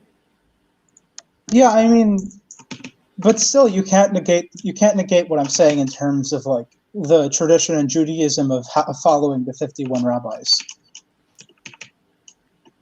Like you can't really, unless you can find me proof that all the rabbis right now are misrepresenting themselves and not saying what they actually believe in. That being that Arabs should not have to live under some sort of apartheid system inside Israel. Then you can't just make these claims. I mean, I do understand that a lot of rabbis, especially rabbis like Rabbi Joseph and all these people, are obviously moderating some of their statements for the Chilonim, and that's expected. That's totally. Like, obviously that's happening to a degree, but I don't really think you can claim that these rabbis are that extreme or like that in their mentality. I mean, I could ask you, I'd be hard pressed here to find a rabbi in Israel, even if they're not extreme as me, quote unquote, that is against the idea of a Jewish state. So. I mean, that's not that hard pressed. I mean, like, have you heard of any Ashkenazi rabbi? I mean, you have a Jewish state. And rabbis support a Jewish state. I don't think. No, that's definitely not true. Most rabbis that me and you have probably engaged with do support a Jewish state. But if you want to look at like the more ultra-Orthodox Ashkenazi sects, they do not. What we're speaking about right now is a very specific brand of religious Zionism that both you and I engage in to a degree, right? Mm-hmm. But the majority of Ashkenazi rabbis do not support the state of Israel in its current incarnation. Yeah, but most Ashkenazi rabbis don't exactly support a Palestinian state here either. Yeah, but you can't conflate the two views into both of them believing in a Jewish state. Yeah, and also the religious Zionist community is a lot bigger than the Haredi community, I'm pretty sure. I mean, you can try fact checking me on that one, but I'm pretty sure it is bigger than the Haredi community overall. Can you define what you mean by religious Zionism? Because I mean, obviously, if you want to connect parties like Shas and then like guys, real quick, I just want to let Younes go. We might have Beast Process join us, who's a Palestinian community member, so we will have another Palestinian joining in a few moments. For Younes, Jason asks, this will be your final question, and then you can share final thoughts. Unless you want to stay on, bro. You know, I'm not kicking you off. It's just you said you got to go. Yeah. All right. For Younes, are Palestinians being ethnically cleansed even to this day? That's some of them, yeah. Some of them. It depends on. It's in individual stories and specific communities who would say if someone is saying that they are being ethnically cleansed from their land, I wouldn't contest them. If someone describes being kicked out of the house as ethnic cleansing, I wouldn't contest that. So, yeah. It happens nowadays at a much smaller scale than it did at some point in the past in history, where thousands, hundreds of thousands had to flee. But yeah, many people would say that it still does exist. Yeah. Thank you, Younes. Any final thoughts you want to share before you go?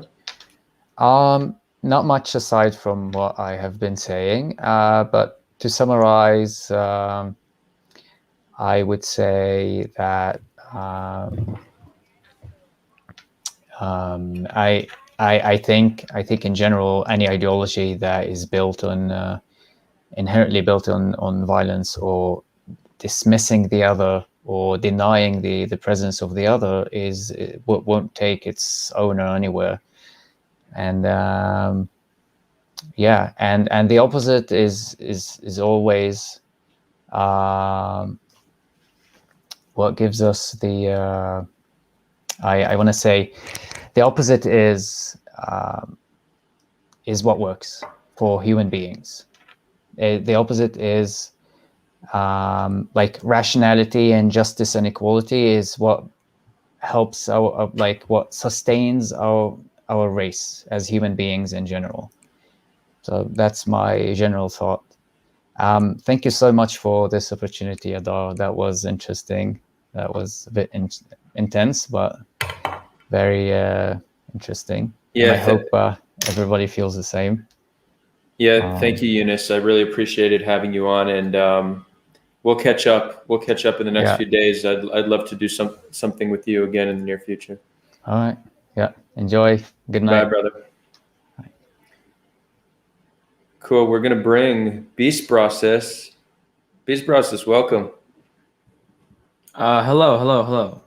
Hey, I'm gonna give you you share your thoughts, but real quick, if there's just a question I want to address because I know this is reoccurring. So Danny H is asking, I'm really confused. Wasn't Kahanist considered a terrorist group by the U.S. state? Why are they given a voice on this platform if the point is sulha? For those who don't know, sulha is a word in Arabic that means to reconcile.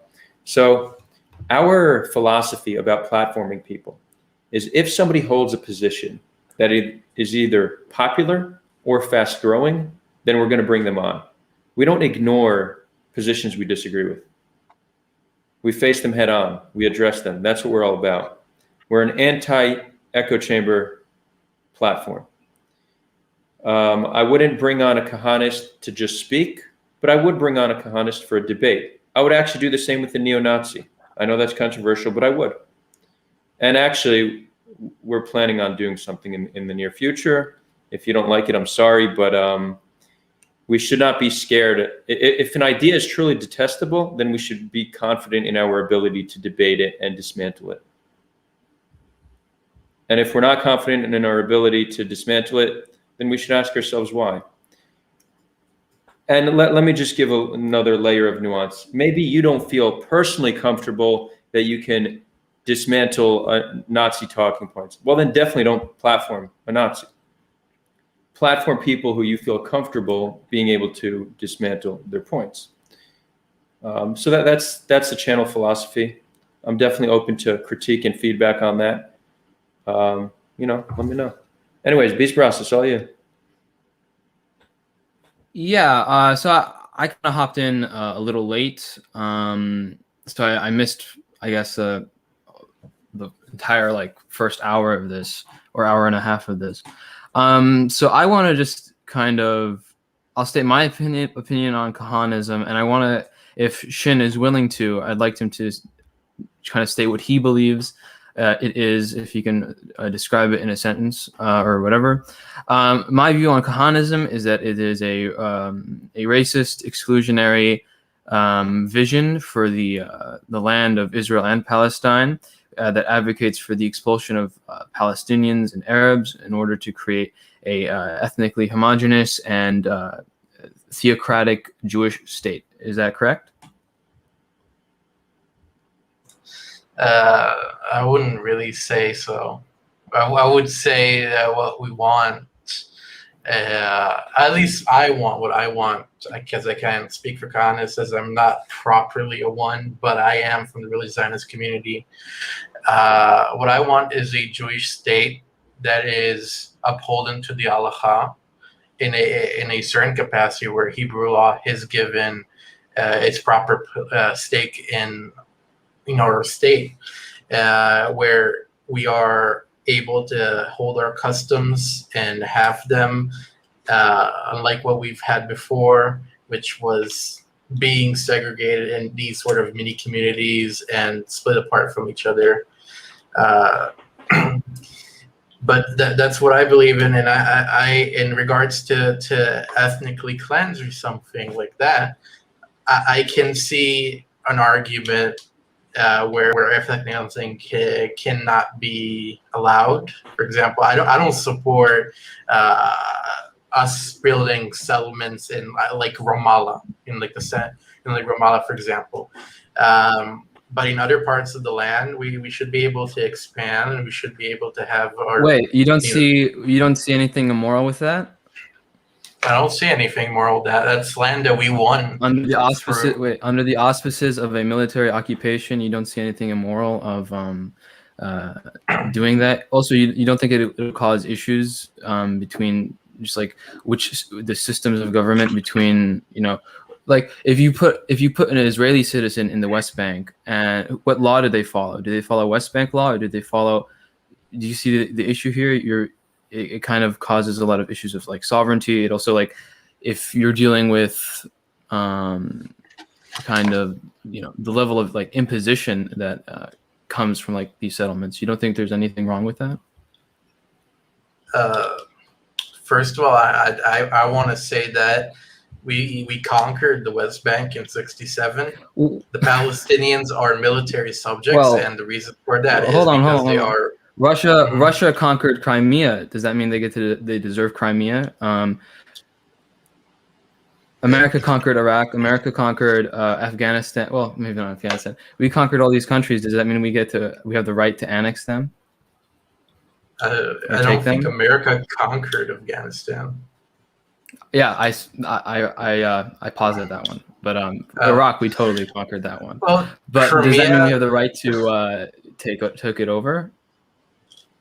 Well, first of all, we have lived in an age where might makes right. I don't know if that's valid. No, actually, we live in an era of international order. Yeah, international order is funny because it doesn't exist. Okay, it doesn't exist because no one actually. Obeys it. Do you think might equals right? I don't necessarily think might equals right, but I do think that when it comes to our claims, they're based on historical, religious, moral claims. As for Crimea, do the Russians have a history of being there? Is it like their historical, cultural history? Were the Russians banished from Crimea? Were they promised it? I don't think they were. It's different. And plus, it's also different in terms of a time. Here's the thing. I mentioned Crimea because you brought up conquering. That was one of your. You said conquer, right? So I assumed that you thought that just because by way of conquest that it's moral to take a territory and do whatever you want with it. I do not think that.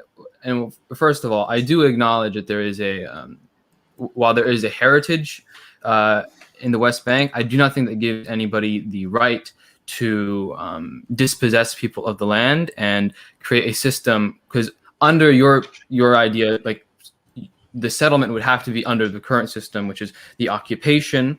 I don't think that when you settle in this system, which obviously causes harms to the Palestinians, right?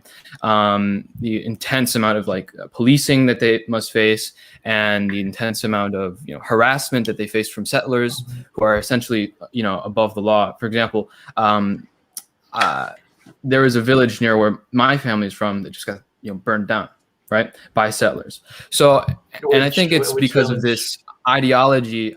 I don't want to get into it, but this ideology of our right here is superior. You guys are migrants, right? Therefore, as migrants, you don't have any right. Even though we can get into that can be a discussion of whether or not they're migrants for anthropologists. But under your idea, even under your like series of beliefs that these residents here are essentially migrants, invaders, or whatever you want to call them, I don't think it's moral to kick them out of the homes or to place upon them a status of like statelessness, all in order for you to essentially colonize their homes. First of all, I don't think it's colonization. We're returning to a land that we've been banished from. It is our land, historically, religiously, morally, culturally. Anyway, it is our land, and we did get it even economically. We bought the land. What do you mean? In the West Bank? You bought the land in the West Bank? Yeah, if you go back to the times of the mandate of the first Aliyah, we bought the land gradually from Arab owners. In the West Bank, I'm saying. Yeah, and in the West Bank as well. We bought lands all over Israel. The Zionist really? project. There's no and who'd you buy the land from? Most of the land owned by Israel today wasn't bought by it wasn't bought by early landowners. You're right that a fair amount was bought, and the Farachim who lived there a lot of them were kicked out of land that they lived for many generations, which to me I view as one of the first major mistakes that the Zionist movement made, because if we want to live peacefully with the inhabitants of this land, we shouldn't remove anybody from their homes. I mean, at first we weren't really removing them from their homes. Like when the Aliyah started, we bought lands that were fairly in areas that there wasn't a lot of buildings. The destruction, I guess you want to see destruction. I'm speaking now of the current reality, because if you think it's moral to settle, you have to, today, if you think it's moral to settle today under these circumstances, right? You say they bought them. I don't understand what you're talking about. In the West Bank, in today, they're buying these houses. Who are they buying them from? No, I was talking about, when I said economically, I meant for the past. Guys, real quick, because I do see some more people want to get on the show. If you want to join, go to the Discord. You'll see a channel called Get on the Show. Go there. You'll see a link. Click the link you're on. Okay? Click Get on the link. You'll see a link. Join the link. You'll be on the show. Great. Also, why is it so important to you that you have to live in a state that is, defined by one ethnic identity, or like you also want it to be defined by religious law, right? What imposition is there on you? I assume you live in Israel. I think. Yes. What imposition is there on you currently that makes it hard for you to practice your religion? I mean, you don't have to look far for that. Can I have some examples? Yeah, I can give you examples. You want modern examples? Because I can give modern ones as well. You can look at the U.S. where a lot of Jews don't feel safe. They're getting killed, shot. Whoa. I'm talking about in Israel. This is something that you want to happen in Israel. In Israel, because this is your vision for Israel. What in Israel is stopping you from practicing your religion to the degree that you feel that the need for a government defined by religion and a government, First of all, the land here has always been religiously governed. From the times of the Ottomans, it's always been religiously governed.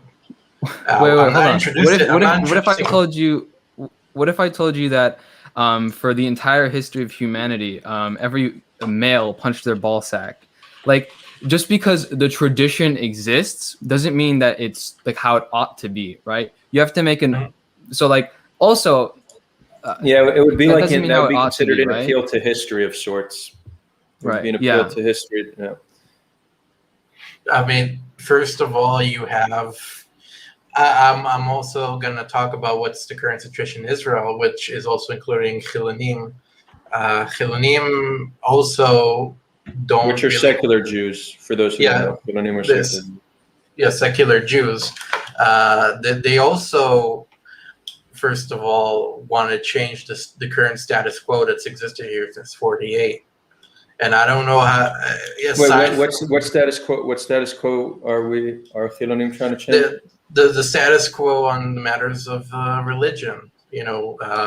Opening businesses on Shabbat, on the Sabbath, marriages not being a religious institution. You have all. Wait, why can't you just? Let's say you're a religious business owner. Why can't you just individually choose to close your business on Shabbat? Why can't you, if you're as an individual? Eliyahu, we hear you typing. Eliyahu, you're on. Okay, what I wanted to say is the concept that somehow Israel was more religious when it was founded is hilarious. Okay, the original Zionists that came to Israel were entirely secular and were in fact anti-religious. I mean, if you want to look at Ben Gurion, I mean, like, this guy was a total atheist. I doubt you could find someone like if you want to look at like how much more religious Israeli society and Israeli government has come since like the initial founding of the state. It's completely uncomparable. The Chilonim right now are attached to the old status quo of secularism, while the religious people in Israel are looking towards a new, more religious future. Yeah, that's actually so. I was gonna make a similar point, Eliyahu. Do we know the history of when the Rabbanut got power in Israel over certain aspects of the country? Because it's very true that the Chilonim are the ones who initially built this country. Now, I'm not making an appeal to that and saying, therefore, Chilonim should rule. Me being very secular, obviously, I want to live in a secular liberal democracy. But I do recognize that we need to share this land with many other people, with different cultures and religions, and we need to find a way to compromise. A very natural compromise is to give people autonomy over their own communities. So if we want buses and stores on Shabbat in Tel Aviv, let's do it. If you don't want that in Beit Shemesh, well, then don't do it. That's how the only way to have so many people peacefully coexisting is to give local autonomy. Anybody who's trying to fight on a national level to dictate what other people should need to do, well, we should come together and object to that. Yep. Yes, you said a couple of things there. The first one is regarding when the Rabbanut first got power. For that, I actually like to answer because it didn't get the power from the status quo agreement that was signed with Ben Gurion. The Rabbanut's power existed way back to Ottoman times with the Millet system. They've been given religious authority over family life, Shabbat, education, and kashrut. The British mandate continued that authority, and then came the status quo with Ben Gurion. So the Rabbanut has had this power, I guess you can say, since the times of the Ottomans. Now, as for why we can't have, shops open on Shabbat, that's because we live in a Jewish state, and the Jewish state has to adhere to Jewish law. And you really cannot have that if shops and businesses are just open out whenever they want. I can't get shops being open in maybe Muslim communities or in Christian communities, but in Jewish communities it doesn't make sense, because even in Tel Aviv you have a big religious presence. And why should their laws not be respected if it's a Jewish city?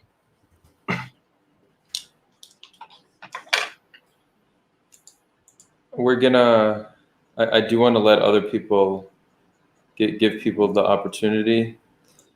Shmuel, I'm trying to bring you on, but it's yeah. Can you guys hear me? Yeah, Shmuel, what's up? Welcome. So hi, yeah, good to see you, Adar. I wanted to address Eliyahu's claim, which I've just been I feel like it's been 15 minutes to half an hour now, but Shin was not able to respond to this claim that Eliyahu just came in, just kind of guns blazing, that there aren't prominent Rabbanim who agree with Kahana. And the answer to that question is actually a lot more complicated than he was letting on. And to be more specific, there was a chief Sephardic rabbi of Israel. I believe it was Rav Eliyahu, who listened to Kahana's lectures. He was the only person who would sit in on Kahana's lectures, and he said that he did believe what Kahana was saying was permissible in the event that it was for the sake of pekuach nefesh, and it was in self-defense. So that is a predominant pasek who said it was okay. And I have another point which also ties into this, but it also ties into the question of why was Kahanism tied into declared a terrorist organization in the United States, which is that Kahanism as a general philosophy, it's not necessarily all this religious Zionism that Chin's talking about all the time. It's a defensive ideology from its incessant beginnings in the United States, in which you have the right to take aggressive action against the pursuers of the Jewish people, whether that's expelling them from the land, or even like in America, where Kahana would use terrorism against the Soviet Union to try to help free the Soviet Jews. So that's why originally they were declared terrorists in the United States, is because they would attack various Soviet elements in the United States, and that's how originally they got that designation. But to talk about specifically in the land of Israel and why it was declared, just in general, like, who else agreed with it? Who are the other major Rabbanim who agree with this position? Rav Bar Chaim to this day, who is somewhat of a novel. He's not a gadol. So if you're looking for someone who's like one of these gadol, so you're looking for one of these grand pasakim, then the person you're going to want to look to is the Rav I just mentioned, is Rav Eliyahu, the chief Sephardic rabbi of Israel. With Rav Eliyahu, it's different. He endorsed his work in the United States, which I endorse as well, which is mostly protecting Jews with the JDL. But he did not endorse his stances on Israeli politics. That's why he called it pekuach nefesh, not like endorsing his political views. And I agree with Rav Amir Khan did in the United States was great. He protected Jews, he kept them safe, and that was wonderful. And especially his anti-Soviet activism, that was wonderful.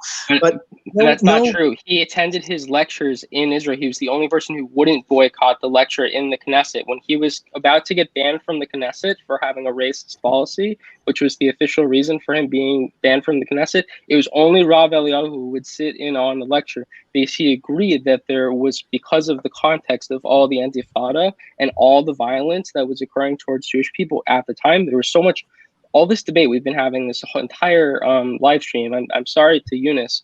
He's not here, so he can't defend himself, but so much of it was devoid of the context of Palestinian violence and the fact that most Are you talking about the first Intifada? I'm talking about all three of them, but all three?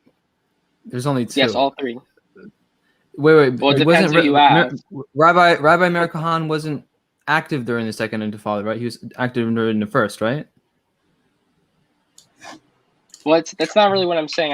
I was just talking about the fact that in general, Kahanism, which is something that has outlived Kahana, it exists obviously in Atzma Yehudit. It exists in various different legal entities that have tried to create a political party to replace to replace the party that Kahana created and was banned for being the quote unquote racist, unconstitutional, or however they categorize the ban on that party. Okay, so I looked over. Wait, real quick, Shmuel, can you explain what you meant by third Intifada? Was that the knife Intifada? It's because Yes. I have heard. Yeah, okay. That's what I was referring to. A few years ago, there were, I don't know the number, but there were knife attacks almost every day, and some people consider that to be a third and mini Intifada for those. There's also the car one, the one with the car rammings. That was around the same time, no? It was. Yeah. Yeah. But in general, the greater point that I'm getting at is that the Gedolim, and I could also bring in the Lubavitcher Rebbe on this as well, have endorsed extreme defensive measures that would include removalism, which is, people refer to this kind as Kahanism, as a halachic measure. Removalism as in what? As in removing the Arab population? Yes, if they prove attack. To be too violent? Wait. Yes. Removing the entire population. So the way that Rav Bar Chaim clarifies it, and Rav Bar Chaim, I don't know if you would consider him a gadol, because he exists outside of the mainstream of like the rabbinate in terms of his halacha and his understand. Like, he doesn't accept the concept of minog, for example. So he he's a little bit You're of a going to have firebrand. to. I'm not an expert in rabbinical studies. You're gonna have to like, because I'm not only am I Palestinian, I'm an American, so that's double level of ignorance of this stuff. I just want to Okay. know if one, are you professing what you believe, or are you professing what they believe? So personally, I don't. I also come from the religious Zionist camp, just like Shin. I have slightly different views in the sense that I don't think that there needs to be a halachic state right now, or that most Mhm. Israelis would support Are that. you- I kind of. Where Go are ahead. you in your position on removalism, as you called it? Me personally, I think that I have. This is what Kahanist said actually when he was asked about it on one occasion, that his position was similar to that of Yitzhak Rabin, because during the Independence War, Yitzhak Rabin was in violent conflict with Arab villages that violently resisted his advance to try to meet the Egyptian and Jordanian armies, and he removed them. So that is also my So position. you would support collectively expelling the entire population of a village for the actions of resistance in a time of war, right? You know, I think this is, to me, it's funny because when someone goes to war with you, you assume that they have the right to, you're going to, you know, do combat with them, but you don't assume that your entire village is going to be punished for that action. I mean, why would you expect, like, this is like the logic of Genghis Khan. You resisted me, therefore I get to do whatever I want with you. But it's not because of something called exigency,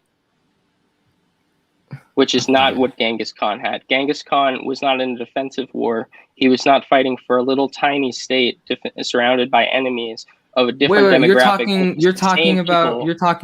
We're talking about a war where you said Yitzhak Rabin, on his way to meet the Egyptian army, any village that would resist his advance, that the entire, like, even if just a militia in that village visited, all the men, women, children would get expelled, you'd be okay with that in the entire village? Well, it's not a moral question. There's a tactical situation. It where is. You have Wait, a small state. how is that State, tactical? I mean, these are civilians, not combatants. You have a tiny state. Wait. These are where children. The civilian population. We're talking about children, old women. How are these people going to have a way to fight like soldiers? Oh, I didn't say anything about old women. I didn't say anything about. Wait. You said old women. you said you would be okay with throwing out an entire village. In fact, when the Israeli army did do that during the Independence War, they actually did allow elderly people in many cases who couldn't move because they were they just were too immobile to move and go and walk to Jordan, and which then was the West Bank. So it's not all the way to Jordan. Okay, so the children who could walk without a cane, they have to leave, right? Well, if they formed a third front against this tiny Jewish state fighting for its life, then yes, I'm sorry. During that war, you understand, the Jews had more soldiers, right? No, they did not. In the Independence War, the original mobilization of all the Arab armies plus the Palestinian Holy War Army, which stated its goal of killing and removing the majority of Jews from the mandated Palestine area. The original numbers of mobilization were superior on the Arab side, and they also had more tanks and more machine guns. Hold on. Let me ask you on this. And do you think it's okay to punish? Do you think it's okay to take military action on non-combatants? Do you think that there's any military, utility in doing that?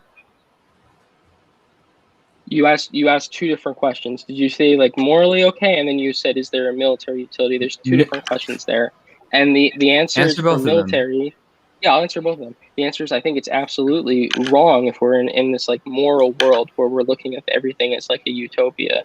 I would never want to just hurt someone randomly because they were standing in my way. Obviously, you're driving a car, there's someone in the front of your car, you swerve out of the way not to hit them most cases. But in cases like this where you are creating people who live inside your country, like, for example, the rioters in Jaffa just a few weeks ago, who they live inside Israel with full Israeli citizenship. They can go anywhere. They can go into the middle of a mall in Tel Aviv.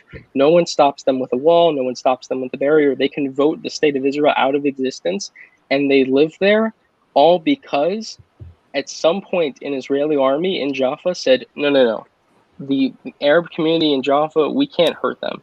We can't. They're not fighting us. You seem to be a bit annoyed at that. Yes, real yes, quick, because you have to kill do Jewish people. that they still like live there, and then No, you have I'm to not- like I'm not like annoyed. because you I'm not mentioned annoyed. you mentioned their ability to vote out through electoral means vote Israel out of being a Jewish state. Like, do you not see any?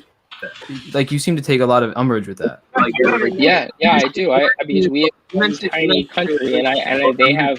You don't have. how many is Wait, it? you're talking about you. Wait. You're talking about. We're talking about like the people of Jaffa. You said that they have, as citizens, they have the right to stop Israel from being a Jewish state, right?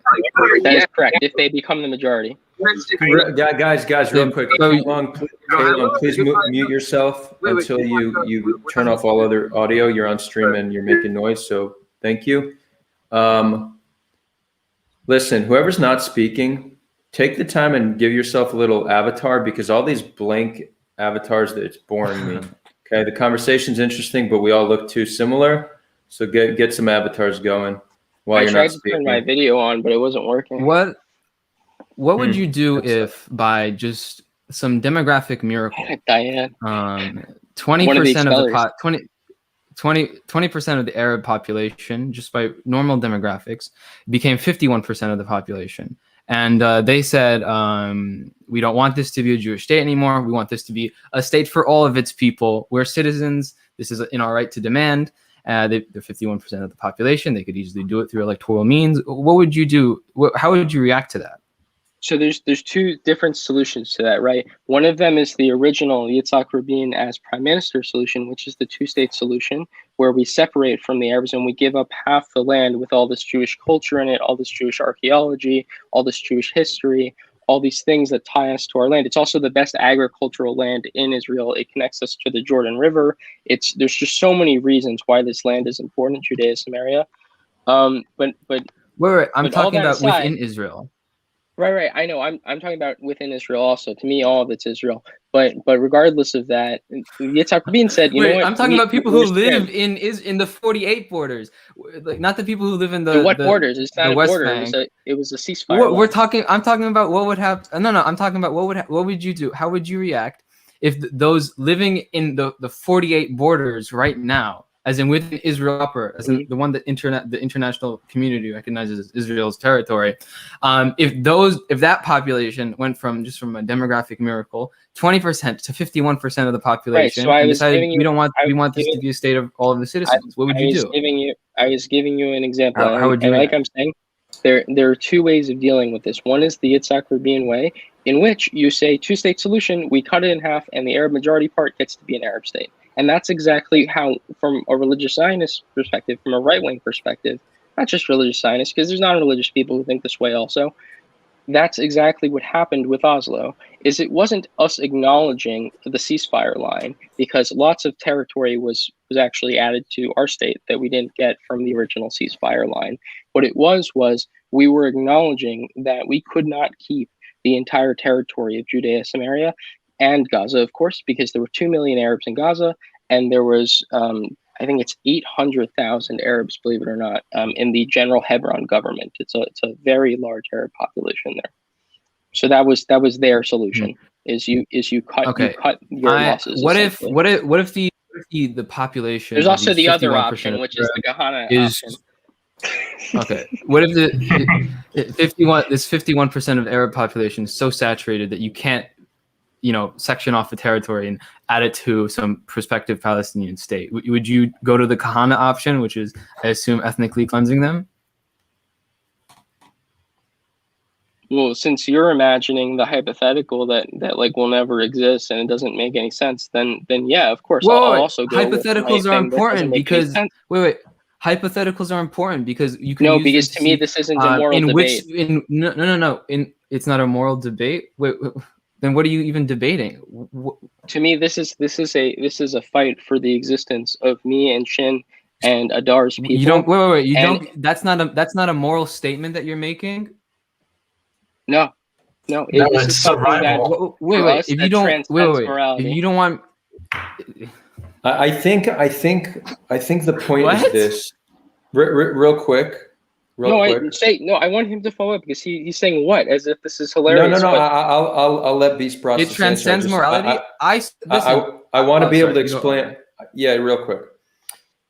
What Shmuel is saying, and I think many Israelis agree, is that we do not have the privilege of taking morality into consideration. It's a fight for survival.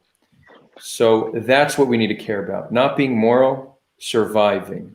That's the position. Whether that's defensible or not is another question. Beast process, feel free to challenge that. And then Eliyahu, I know you wanted to chime in, and then we're going to give it to K Long, and then, well, no, sorry, P Ball's been waiting. Eliyahu, P Ball, and then K Long. For me, I think I support the existence of of people of Jewish people, to live in peace and harmony, because I think that's moral, right? I think that's moral. I wouldn't make a decision on how I want the world to be based off of beyond morality, like if I say, so to me, it's strange to say that like, this is about us existing as a people that's beyond morality. Okay, well, I think you could, if it were the case that you want to justify existing as a people, that would fall very much within morality. But it seems weird to me that that was your reaction. You see it as like a zero-sum game where it's either because us it or is, them. because We're the majority. If they get the majority, But why? it will be a zero. How isn't it? How is it? Because we've seen what happens You don't think different in types Arab of peoples can live together? where they become the majority and Why do you think? non-Muslim minority. Why do you think that in these other Arab countries? Do you think there's something like inherently about being Arab? Do you think there's something inherently? Do you think there's something inherently about being Arab that makes you want to, I guess, suppress other people? No. It's a combination between two things. I have a lot of respect for Arab culture. I love the Arabic language. I've read the Quran several times. I think Maimonides made a lot of points about the similarities between our two religions. But there is a confluence, there is a combination between Sunni Islam and the Arab tribal mentality in which there is a supremacy of belief. For example, in Islam, just to give an example, this is and many. That's every many, religion. Every religion thinks they're the best religion. No, but okay. So here's the difference, though. In Arab countries, still to this day, the civil law is still codified with. So Sharia. why don't you just advocate for a state with a secular law, right? I mean, because they could vote that into existence. For example, in Pakistan used to be a country. But you're assuming that Arabs will like always forever be this Sharia loving whatever, but you're ignoring kind of the environmental issues here, right? So like I live in America. No, I'm not. And I in my environment, I believe that secularism is a good thing. And by the way, I understand as you religious Zionist, you're not advocating for secularism here. You're assuming I'm in between. I don't think we're ready for a halakhic state. So I'm not quite in Shin's camp, but as in it's not something that's politically feasible at the moment, or as in it's not something you have as an ideal. In the many of the post-Ottoman states, which includes Israel and Jordan, for example, there is a post-Millet law system currently where de facto all religions still regulate their own elements of their family and civil law. So I'm okay with keeping that the way it is. I would this is something I wish Shin brought up before, which I thought he was remiss in not bringing up, which was someone said, it may have been you, what would you change currently to allow less religious suppression of the religious Jews in Israel? And the example is very well known. It is the Temple Mount is currently controlled by the Waqf. The holiest site in Judaism is currently controlled by a Jordanian entity, which, as part of the Palestinian and the greater Arab world's investment in the Arab-Israeli conflict, has never been surrendered to Israeli control, despite the fact that we control all the territory around it, because we are scared of what the Muslims will do in reaction. Illegally annexed, that Israel illegally annexed, right? Illegally annexed our most holy site in the entire world? Do you consider the Saudi Arabian possession of Mecca and Medina illegal? Even though they consider that territory? They conquered. What do you think? I support the Saudi Arabia state and their history and the process in which they became a state. They conquered it. What do you think? Yeah, but do you think it's illegal? Like under the United Nations current definition of legal ownership, do you think it's currently like illegitimate that they control Mecca and Medina?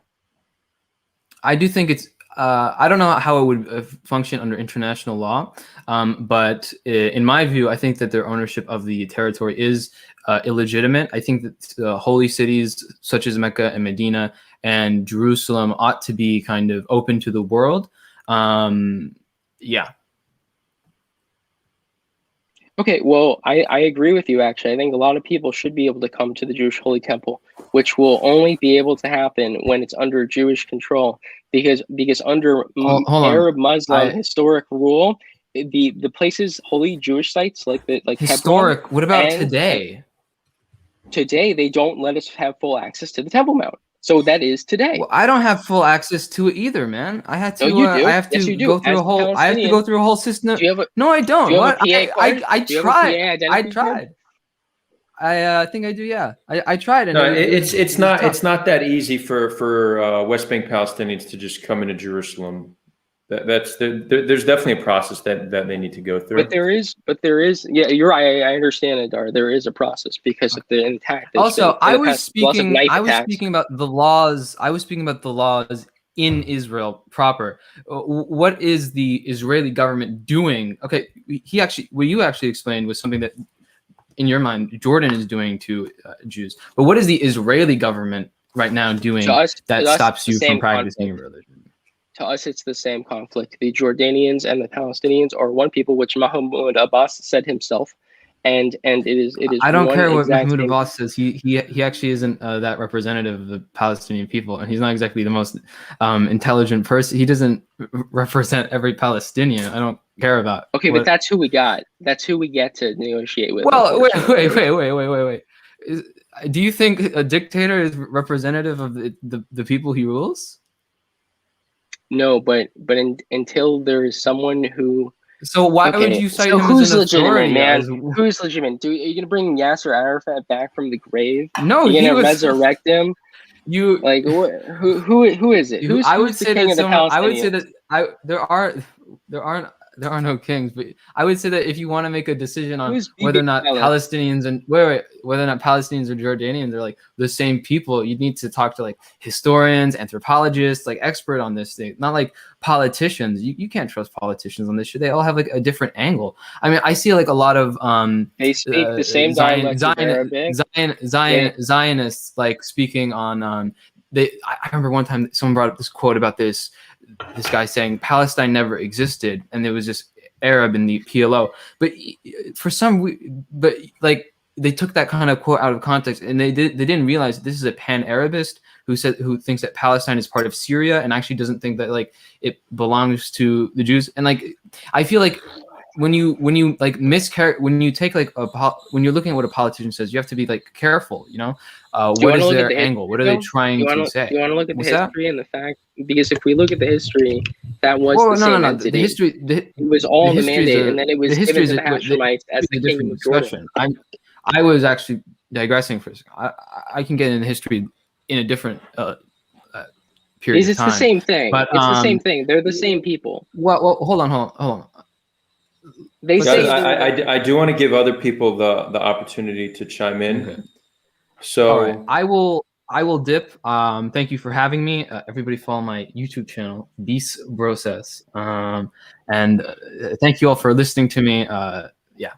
Have a good day. Beast Process, thank you. And for everyone watching, Beast Process is probably going to be on the show again in the next month or so. We're going to bring him on for a debate. So this was a little sneak peek of what he has to offer. Thank you, Beast Process. Thank you, Beast.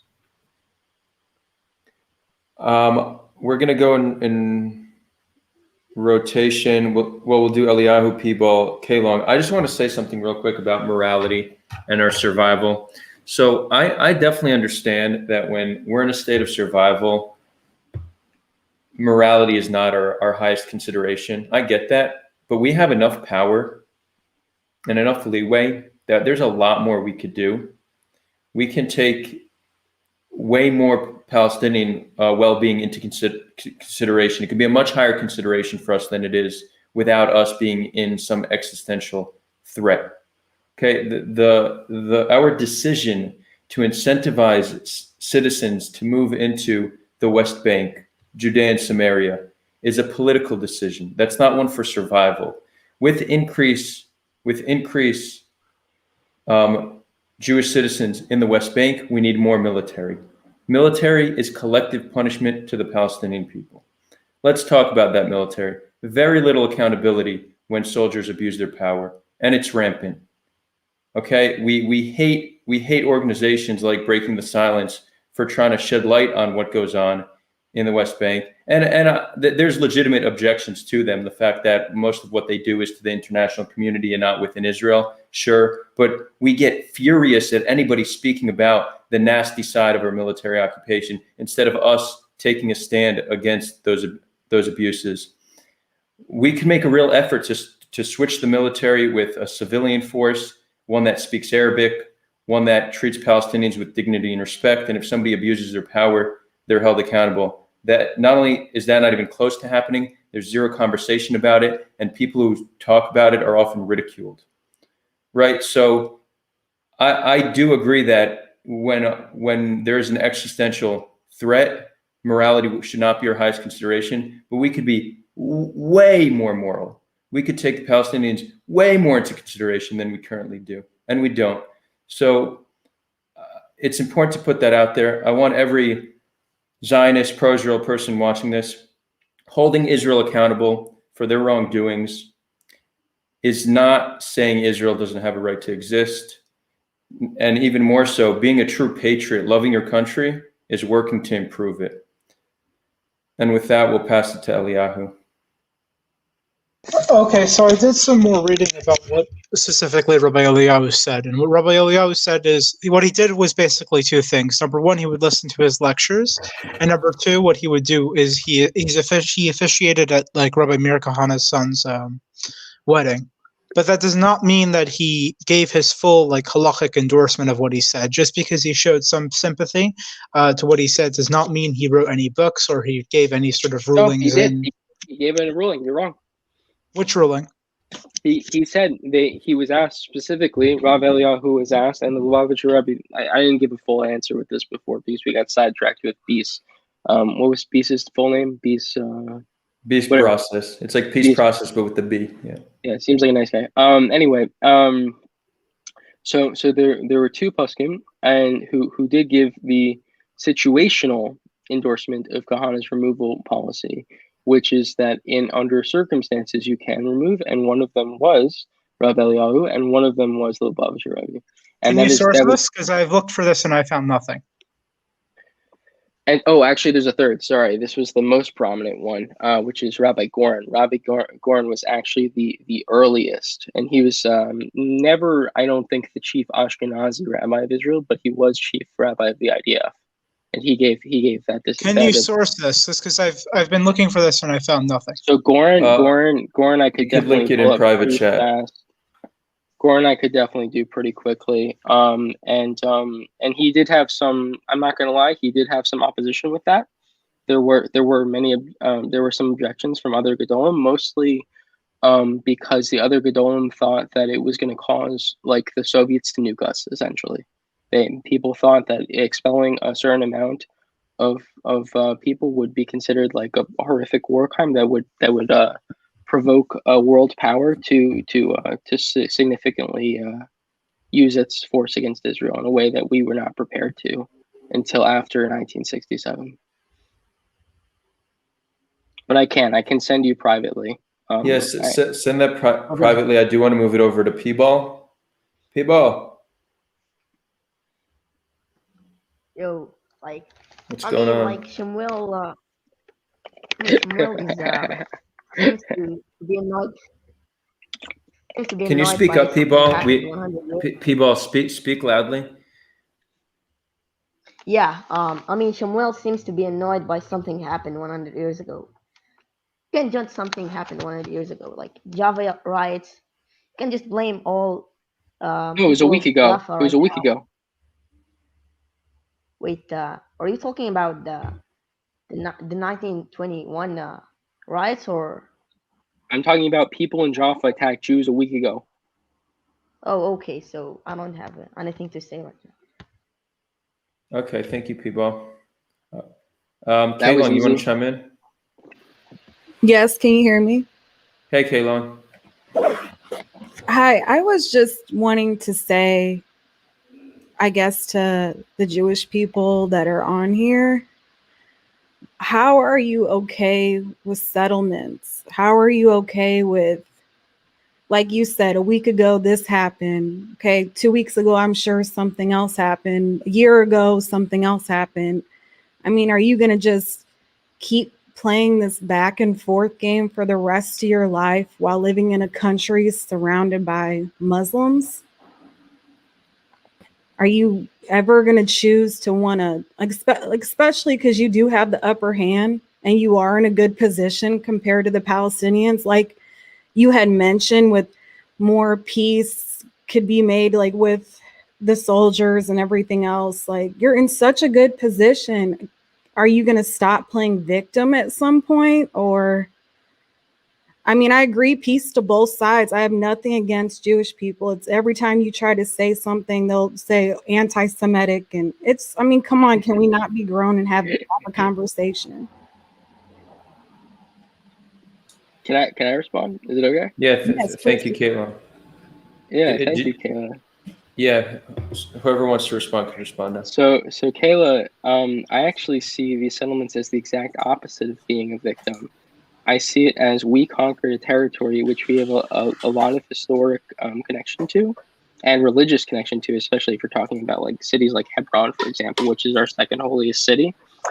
And for us, having control over that territory gives two benefits. One, it gives us like a real connection to our ancient past in a way that we need if we're going to have this small state have sort of a continuous future that's like vibrant and related to our culture and history and kind of continuous. And I don't know if you've ever looked at a map of Israel, but our territory without this territory is very, very small.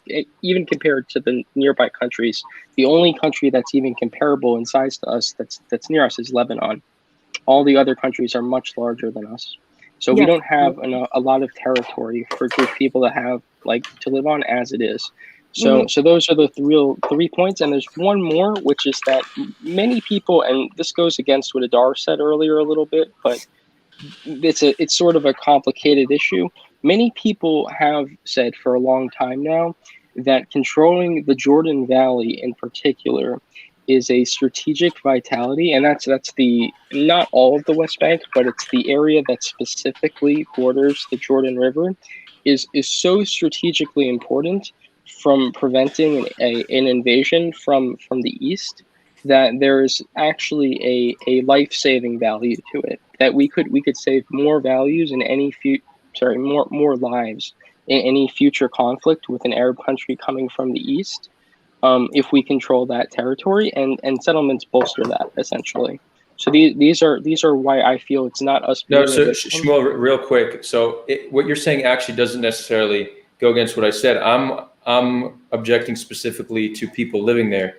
To say that you need military personnel on the border because you feel like not having so would be an existential threat, I think is a way more legitimate claim. Having citizens living there, saying they bolster it, that's not such a strong claim. Well, eventually we'll have to leave an occupation, but if it's our land because Jews live there, then we won't have to leave.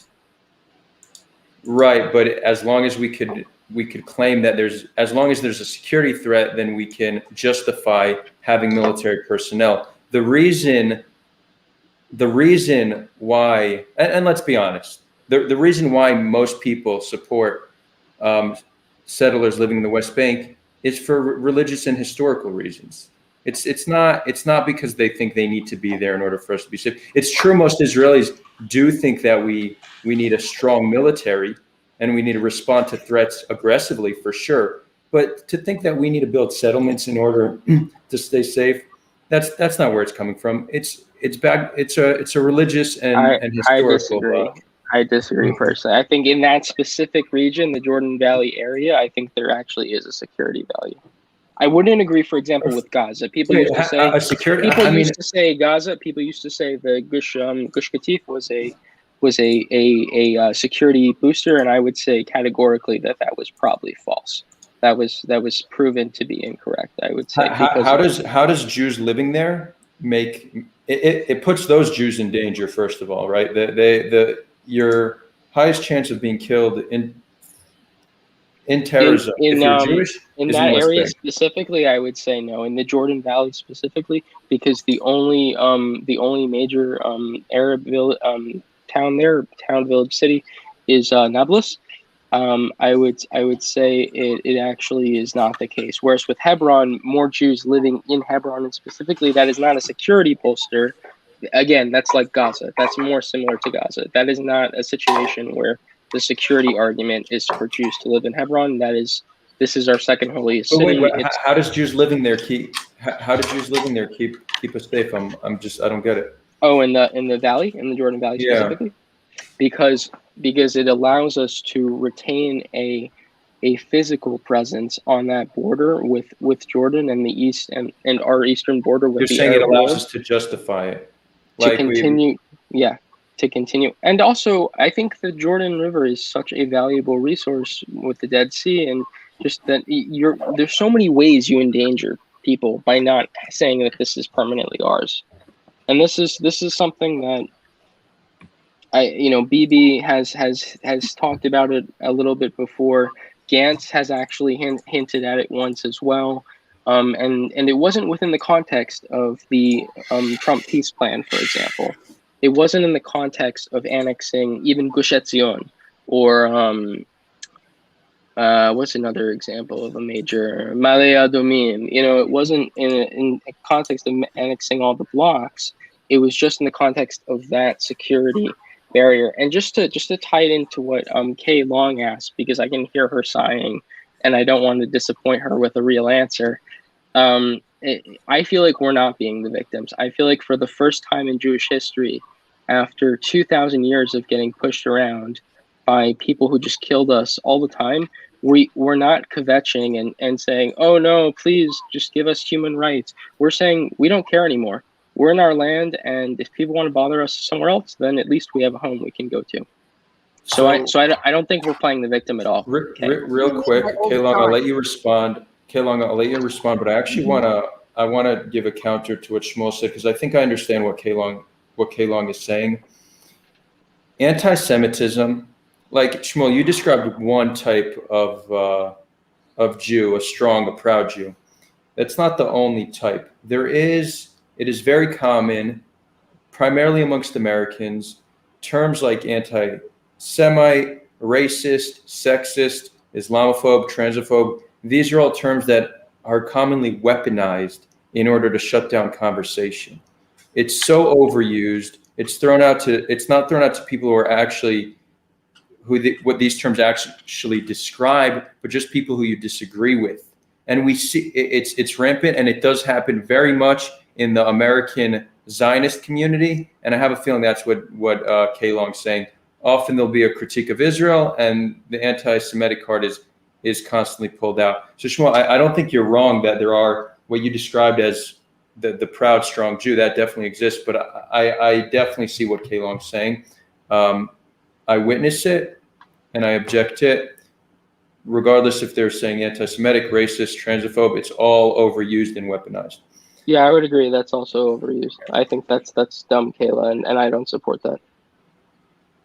And you're right. That's I live in America, and I feel like that's what they throw out there to shut the conversation down completely. Yeah. And I feel that peace should be for both Israel and Palestine. I feel like they should both have a country, a place to live. If somebody's living somewhere already, you really shouldn't go there and kick them out or kill them. Period. I mean, it's 2021. A lot of people are up to date on human rights and how to treat people. And in 2021, when someone's living somewhere, you whether you feel like you need this place to feel comfortable and to feel that, oh, we're going to last forever.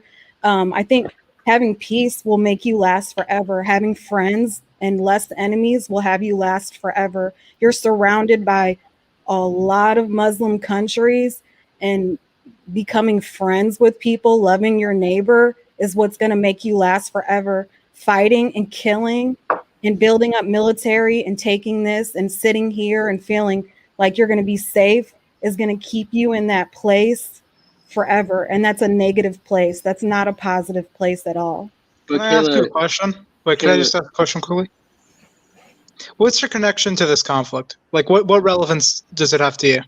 I'm Iranian, so I am from the Middle East myself. I know a lot of Palestinians because they live in Iran. And growing up, I went to the international school there. They don't have an American school because they don't have an American embassy. And I went to the school there, and I remember meeting other Palestinians and asking them, like, where are you from? And they're like, I don't know where I'm from yet. I'm like, what are you talking about? They're like, I'm Palestinian. I don't know if I'm from Israel or Palestine. And being young, and I was in middle school, I never understood what that meant until I got older and I saw what's actually going on. And so I feel like I have a lot of ties to Muslims in the Middle East. And I feel for people that look like me and are being killed or being kicked out of places, or I don't like that. I mean, it's 2021. You gotta go for peace. You gotta move forward. And when you have the upper hand, you gotta. It's 2021. Why doesn't Iran stop murdering homosexuals? Oh, say that again. No, that's not. Guys, we're not going to get into that. Stop murdering homosexuals. My point is, the 2021 BS at the end of the day, those Iranians will decide how to move forward in their country. And they're not going to have some other country come in and tell them how to do it. A long time ago, when I went to school out there, women couldn't even they couldn't even show their feet when they wore sandals and stuff, but they passed a law and they can do that now. They can do a lot of things, and the people there will move that forward themselves. And the last thing they want is some other country coming there and moving it forward for them. Okay, well, 6,000 Iranian homosexuals have been killed since the Islamic Revolution. So, I mean, it's the 2021... And that's a lot less than the Palestinians, 6,000. And how many Palestinians have been killed by Israelis that, it's like, come on now. If you calculate the total amount of victims, it's definitely greater from the Iranian Revolution. Okay, it's definitely real quick. Hold on, real quick. Kay Long has every right to care about human rights issues. That even if she's not connected to that land, she has every right. Eliyahu, hold on. If you want to say, Eliyahu, that you think you're questioning a double standard here, if you're wondering why she's only criticizing Israel, but she doesn't hold Iran to the same status, I would say that's a legitimate question. But keep the question at that. Ask her, is there a double standard? Do you care as much about the Iranian people as you do about the Palestinian people? And if not, why not? That's a legit. You could call someone on their double standard. But Iran being a brutal theocratic dictatorship, that says absolutely nothing about what we're doing. It doesn't it doesn't free us of legitimate critique. And anybody has a right to speak on human rights issues, even if they're not from the land. So we need to understand this in the proper context. Definitely, but my point is more that the claim of it's 2021, as in 2021, people don't do human rights abuses anymore. That's just totally not a defensible claim, because the way she was framing it is we're scared they're going to do it to us. That's why it's relevant. Is we're scared that if we be lovey-dovey, turn the other cheek, it's going to be like 1948 again, and they're going to try to kill us.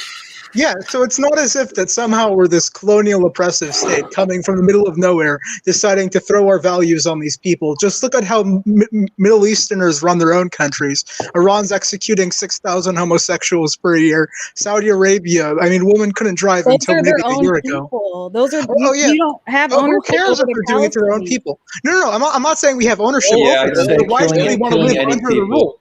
I'm not saying they're right, but I'm saying that the people in Iran will, like I said, they will pass their laws. They will move forward and do their own thing within themselves. But you're taking another country that you don't have anything to do with, and you're pushing. It's two different things. We're not pushing to. You're not talking like to me. You're the anti-Semitic thing out when you want to shut a conversation down, because I'm staying on topic. We can talk about No one here. Anti-Semitic. I think you used the term anti-Semitic. No, I'm just saying that's how they changed the subject. No, I'm not there. I mean, you're speaking to me. When you bring up Iran, you're changing the subject. No, I'm saying that we look how Middle Easterners run their own countries, and we understand that we're not dealing with quite the most civilized people in terms of government. But they're not trying to come and run your country. You're going to. Oh, that's not true. Oh, that's not true. That's exactly that's not true. Look at the Palestinian parties in the Knesset. My point is more that I'm not saying Palestinians shouldn't be able to vote, but the claim that somehow that we're oppressing them, whatever. If Palestinians in Israel have it better than any other place, the average income for Palestinian Arabs is significantly higher than it is in Jordan. It's significantly higher than it is in Syria. It's light years away from where it is in Syria. Are you really going to defend the claim that we're somehow this horrible entity in the Middle East that's doing crimes far worse than all the other countries there? Have you heard of Turkey? Have you heard of Iran? Have you heard of Iraq? I've actually had a good time in Iran. I don't know. Palestinians doesn't have the right to exist. Right to vote. No, Palestinians should have the right to vote. My point is that inside Israel, Palestinians have it absolutely wonderful. Inside Israel, Israel, yes. They should have it wonderful. Yeah, exactly, and that's a great thing. I'm not saying it's bad. I love it. It's great. I love Palestinian Arabs in Israel. For example, Palestinian Christians in Israel, they contribute a great deal to the economy. They're actually more educated than Ashkenazi Jews in Israel. They're great. I'm happy they live there. My point is more that you really can't claim that we're this foreign entity to the Middle East, that somehow we're one of the main people doing, like, we're somehow the worst criminal. You're creating a straw man. She never said that. No, but the claim of it's 2021 when nobody else acts like this. Yeah, because you're having people live in a military zone and curfews and are surrounded by a military and can only move in and out at certain times, and they have a big border wall. They can't go places. They're poor. Why is that border demolished? They're Why living is that border wall up? Say that again. Why is that border wall up? I mean, you would know, wouldn't you? You guys. No, I'm asking you. Why is that border wall up?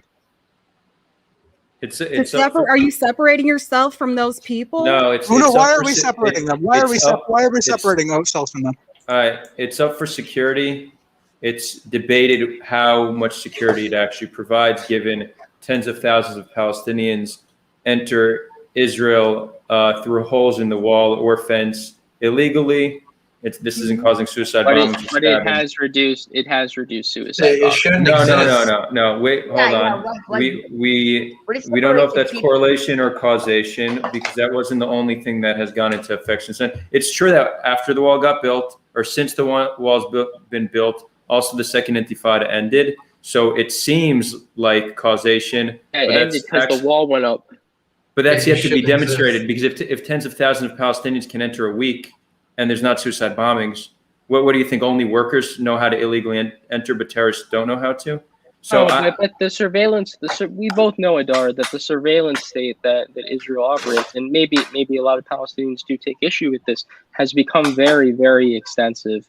And one of the reasons it's become extensive is because we know there are people who enter into Israel illegally, and there is a priority that is placed upon the security apparatus on making sure that the most volatile people are monitored. The people who are associated with organizations like Hamas. It's very sad on some level, but let's be honest, a lot of those people don't move without the IDF hearing about it.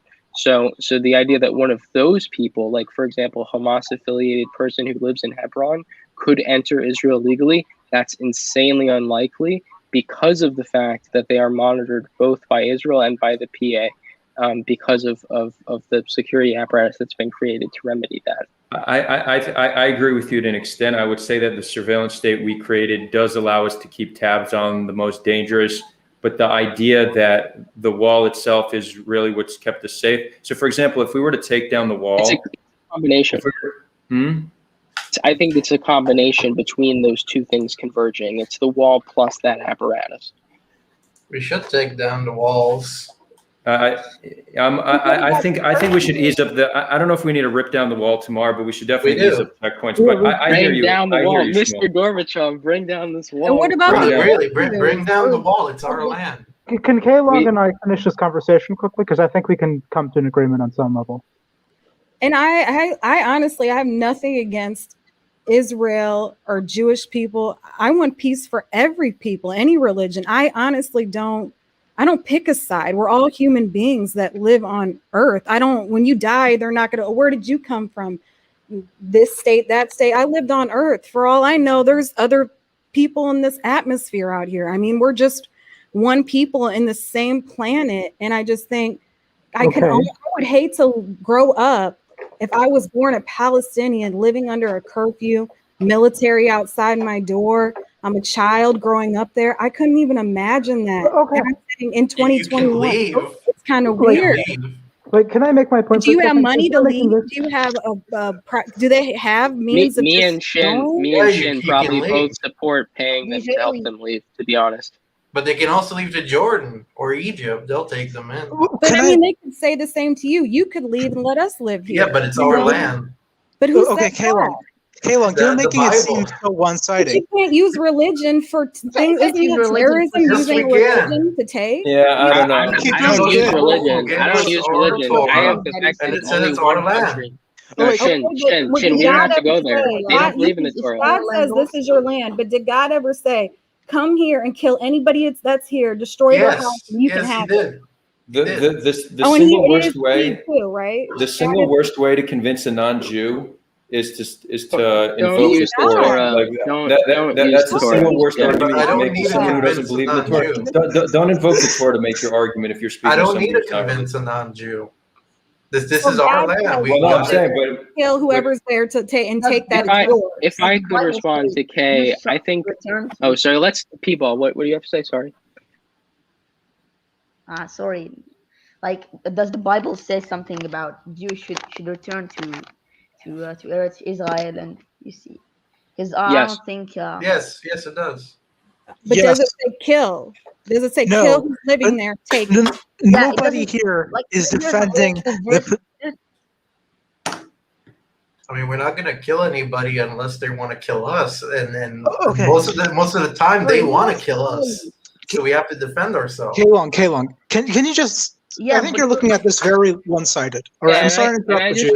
I just want to say that Kaylon, I don't think what Shin did was appropriate, because I do think that people like you should be convinced of why we feel we're in a defensive position. Right. And the defensive position that we feel we're coming from, it's not because God, like, I guess maybe some people would say God did put us in this defensive position, but it's because we have one state. We have one little tiny state, and we don't have any other state, and we just want to keep that state, and that's it. And the people there, who are in competition for us for that territory, they attack us and provoke us, and they, fortunately for them, God bless them all, have other states right next to them that if there was a problem they could go to, and that's it's not because God told us to do it. It's just because we feel backs against the wall, and I think Adar sort of was talking about that a little bit earlier as well. We are backed against the wall. Right, it's not feel. But if they like you said, they can leave, but you have to have money to leave. You have to have. I mean, things aren't free. But the Political party that me and Shin support wants to pay them. To be honest with you, so they want to go to the U.S. or the Europe. People should be compensated. Eliyahu, you wanted to make a point? Okay, Kaylong, you're making this so one-sided when it really isn't. If you really want to say, like, I'm not trying to misrepresent you, but from what I've seen so far, you consistently speak about Palestinian oppression, which definitely exists. That is an issue. But you do not bring up any of the issues Jews face living in Israel. For example, I have relatives who have gotten stabbed by Palestinian Arabs, and everyone here does have relatives, either extended or anything like that, that have faced stuff like this. And I do not think I think you're making this really one-sided. Palestinians living inside the land of Israel attack Jews, do terror attacks, and do many things like this, which are completely awful. And we do many things to them. I'm not trying to make it 100% equivalent, because it isn't, but there's very good reason for why people here do not trust Arabs. And also, if you want to talk about the majority of Israel comes from the Middle East. I trust Arabs. I don't agree with that. Okay, let me finish my point. The majority of Israel comes from the Middle East, meaning they were in Middle Eastern countries previously. Many people, like many members of my family, were expelled by the Arabs, and thus do not trust them. I think that's why there needs to be something like sulha, like reconciliation or whatever. And you're making this out to be where we're accusing everyone that doesn't agree with us of anti-Semitism and many things like this, when it isn't like that. We're trying to, like, I think even Shmuel, whatever his name is, or I'm not sure about Shin, but I think so. I think so at least too. I'm not completely sure though. We'll say that there needs to be some amount of reconciliation in terms of how the people act together, not in terms of the political structure, but in terms of how, like, people in their daily lives get along. Yeah. Because nobody here accused you of anti-Semitism. Nobody here is saying all the things that accused you of anti-Semitism. No, I said no. You have not. Okay. I just throw that out there because I feel like sometimes they don't want to hear what you have to say. Not you, I guess some Jewish people, they don't like to hear that. And I can very easily accuse you of anti-Semitism, because many people who make points that like criticizing Israel often are anti-Semitic. But like, I think we should, instead of engaging with each other, like members of a group. I don't think you're anti-Semitic, K-Long. That's okay. Yeah. And I'm not. Okay, well, instead of engaging with each other as members of a group, why don't we just do it as individuals? Because, I mean, you're making these statements about us that we're going to go and accuse you of a thing we've never brought up, that we just aren't doing here. I hear what you're saying, and I don't feel that you have said that about me. I think I put that off because I'm so used to that happening. So I just wanted to just let you know up front that I'm not. Yeah.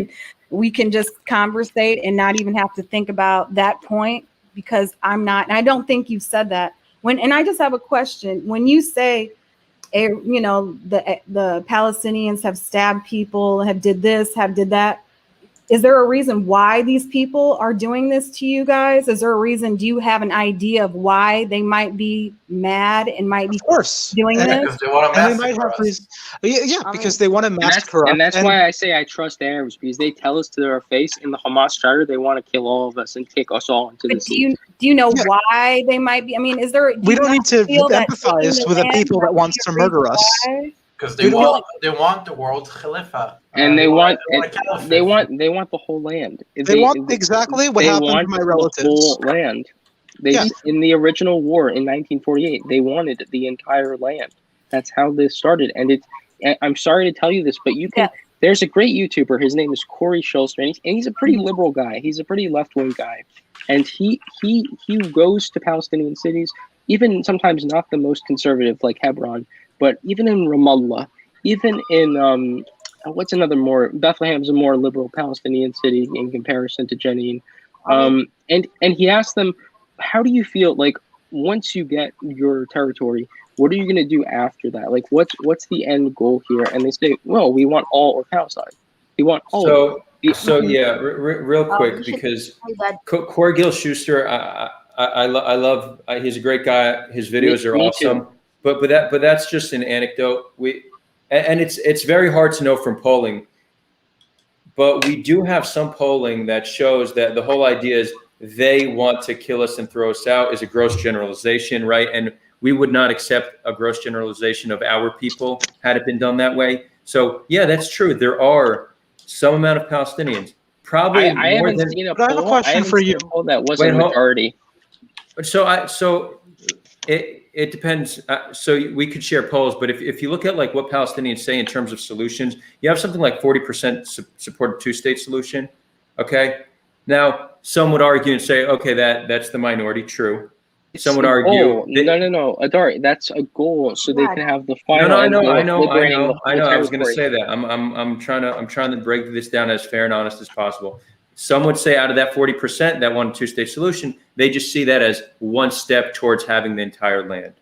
That claim can be made. But a second ago, you just said you trust them because you believe them, but now we're saying we don't quite believe them.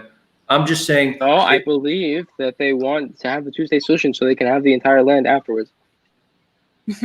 So, okay, and you think the 40% that want a two-state solution, all of them or the majority of them who are saying that just wanted to so they could further. I've worked. So I worked in Pisgah Zev. I currently don't live in Israel, but I plan on returning to live permanently there. And I worked with some Palestinians, and my general perception that I got from working alongside Arabs was in Judea Samaria and in Israel proper, is that, like we said earlier, people can live together at work in harmony. People can, have a coexistence in a productive environment. But then when we go home, there are these very, very stratified divides. And one of those divides is that within the culture that exists back in their village, back in Ramallah, back in Bethlehem, you can see a painting of a suicide bomber. And that goes to a sort of a fundamentalist belief that when you go into that sort of zone, into that place, into their community, where all the beliefs are just kind of straightforward, there isn't like, it's just the community values. I do think it's actually straightforward and out there that people do talk about and are fairly open about a concept of a total victory. I think it's not as unusual as people think it is. But you do need to acknowledge that you, to some extent, are doing what all people who engage in group generalization are doing. You are taking the opinions of some. You don't know how many it is, and you're attributing that to the collective. This is the foundation of all forms of group generalization, and ultimately, I do agree with you. And I have this conversation. Wait, real quick. The data is a little bit problematic. As we say, it's very hard to say because we see 40% want a two-state solution. Your claim is that those 40% want a two-state, and then they'll fight for one state. I think that if Palestinians have a state and they're free there, then the last thing they're going to want is another war, right?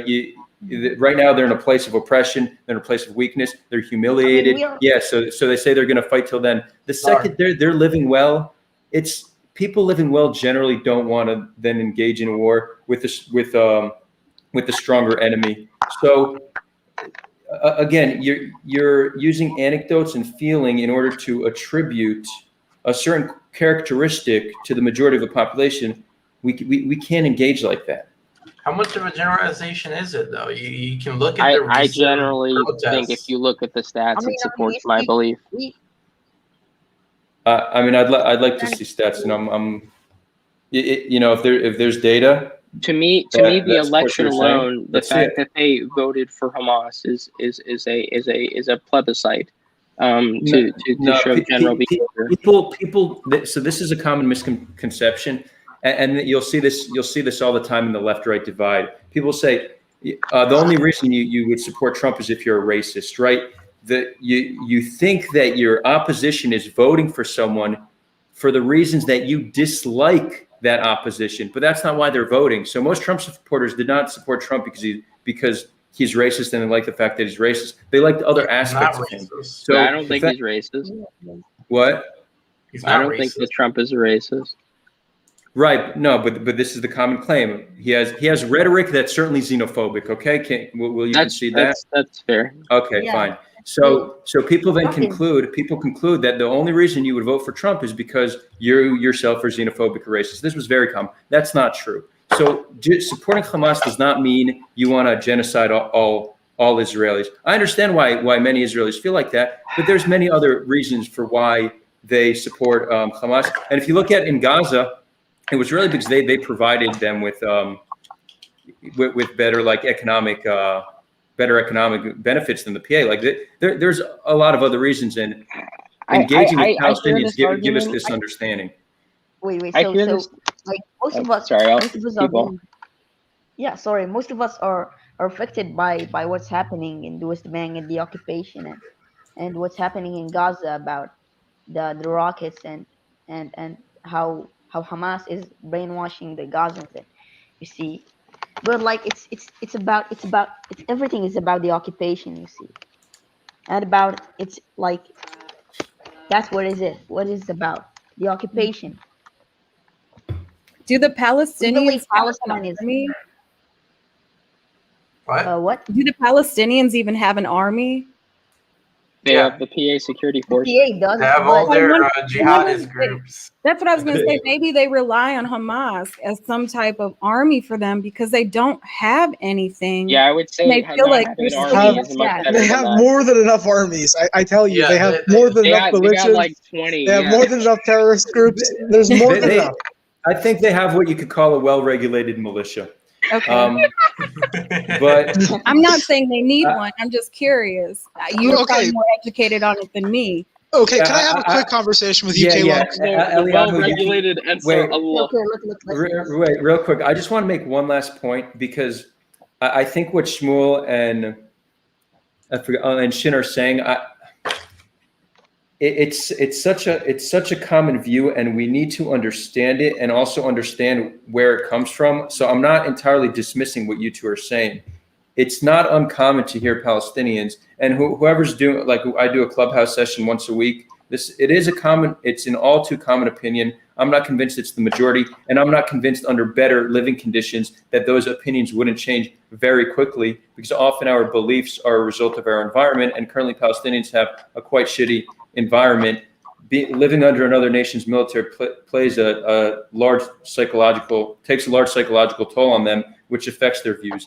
But it's true. If you do speak to many Palestinians, a lot of them will say, we will continue to fight until the entire land is ours.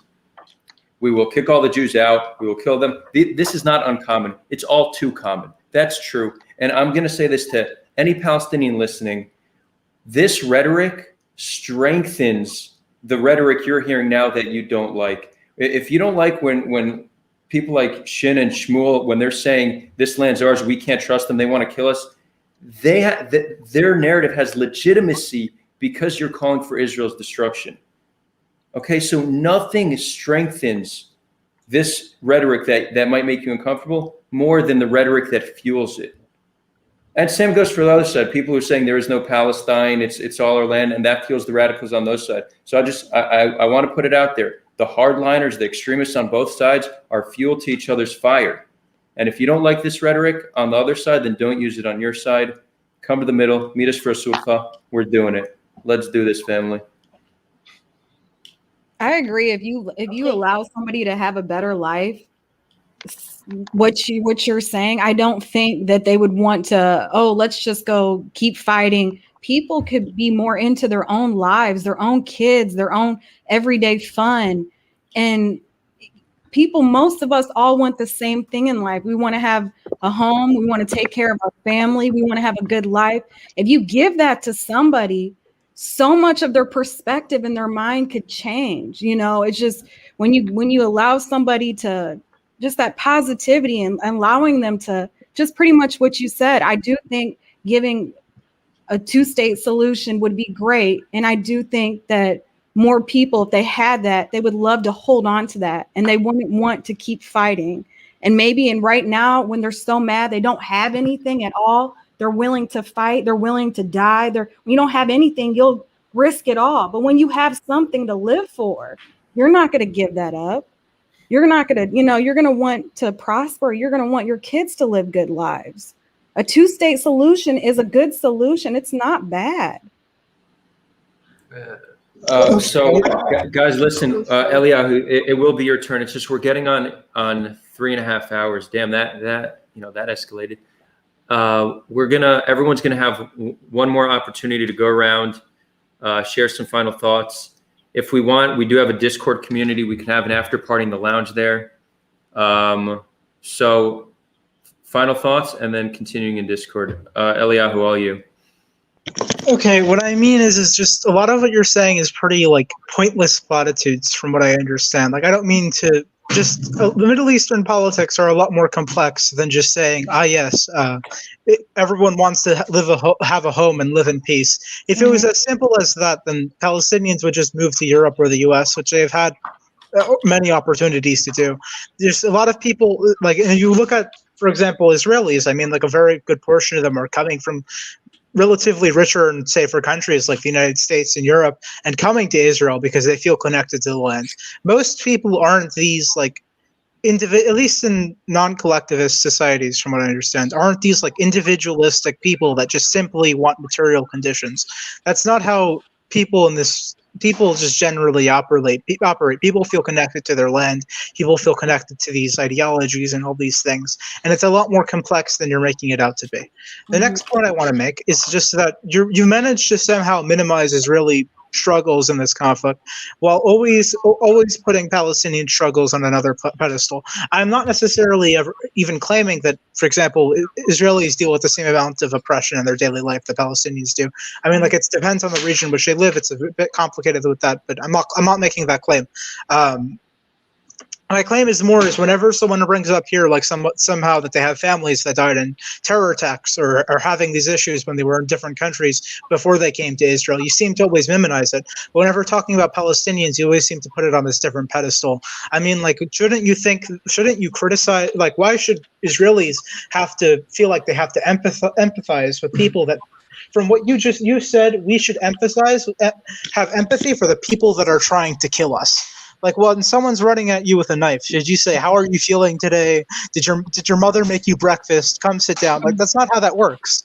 I mean, like, with the Israeli-Palestinian conflict, you can't really expect Israelis to empathize with people that it's not like I'm saying emphasize with Palestinians. That should happen. But with actual terrorists, should we ask, why are they trying to kill us? Like, we don't have to care about their feelings. If someone's trying to kill us, we should kill them. I just didn't know if there was something really going on that maybe if you come to a solution, they would stop doing that. Maybe as in no more settlements, and maybe it's not because of the settlements. Before the settlements existed, not before the settlements existed. If you want to go back to the Mandate of Palestine, there was riots and terror attacks. The Hebron massacre. Yeah, the Hebron massacre. All these things. Israeli is not living in the settlements. Massacre. Yeah, the Israelis not living inside the West Bank and Gaza and all these places. Israelis living in Israel. Out of Jerusalem. Okay, wait. Can I speak Shmuel without being interrupted? Because I feel like you're interrupting. I apologize. There's just a lot of examples of that. Yeah. Okay. My point is more that whenever Israelis bring up, yes, I have a family member that was killed by Palestinians, you just don't say that to their face. Why are they doing it? If Israelis knew the direct reason, and it was something simple to do, this would stop Palestinians from killing random Israeli civilians. They would do it tomorrow, but it's not as simple as that. I'm not trying to... No, I hear what you're saying. I just think that maybe the people that are doing the killing, maybe they have a family member that was killed also. Okay, yes, so maybe there's people in the settlements, they have a family member that was killed too. What does that mean? Shouldn't we all just stop trying to kill each other? Yes, absolutely. Okay, so why are you bringing up that when Israelis talk about the things they experience, like I'm pretty sure Shmuel did before, I might be mixing this up, that you have to say right off the bat that why are they doing this? Because it's not something. Did Shmuel's relative do it? Did all the people whose family are these people personally and morally responsible responsible for it. No, we have to say, I'm sorry that happened to you. Right. What do you think you can do to make that happen less? That would be a more productive way of saying it instead of minimizing that. I just think that when you say Okay, I want people to are make a getting point. stabbed, you have to think that maybe those people that are doing it, maybe their family was killed too, though. Maybe Yeah, and maybe well, you don't say that when speaking about the settlers, though. When speaking about the settlers, you don't say, yes, the reason they feel insecure is because their family died in the Holocaust or something like that. You say they should stop settling, and I agree. We should say the settlers, they can, for the most part, they can stop settling where it's inappropriate, like in some areas of, like the Palestinian state, where I think the settlements are inappropriate. And for the people, and for the people that are doing stopping attacks, I 100% condemn it, because that's how like reasonable people operate. If they see something bad, they condemn it. You don't go to someone's face and you say, yes, the reason why your relative got stabbed was because of something that his relative most likely had no connection to. No, and you're right. I think morally it's not right to kill anybody, but I just think it can go. Do you apologize for saying what you said? If you feel that I don't mind apologizing, because I think that if you feel that way, and I wouldn't want anybody to feel that way, I just think the argument could go both ways. You know how you're like, oh, yeah, that's the point I'm making. Okay, then if I'm wrong, then I do apologize. I'm sorry, because I'm not trying to justify anybody being killed. You know, I don't think it's right to kill anybody. I'm just trying to look at it, and I am looking at it from the outside because I'm not in there. But when I see somebody killing somebody else, I'm thinking, what psychologically is going on with this person that they're going crazy like this? And I just wonder, maybe some people died in their family, and they, and it's not a good. So why don't you say that about the settlements? Because the settlements, at least in the Jordan Valley, are very much a security thing. Why do Israelis feel unsafe with Palestinians? You didn't ask that. I don't think they should be settling anywhere. If you already have a place to live, but why should people be stabbing in the first place? Why should people be stabbing in the first place? My point is more that Eliyahu, make this your final statement. Okay. Yeah. Why do Israelis feel unsafe? And if we want to talk about what Israelis can do to make Palestinians feel more safe in Israel, we can do that. But if you want to talk about how what Palestinians can do, we can also speak about that. Because at the end of the day, we can have this conversation and we can empathize with both sides instead of just making it like a one-sided conflict, which the conflict is so much more complex than that. All right, so I'm finished with my statement. Thank you, Eliyahu. I agree with him. Wait, real quick.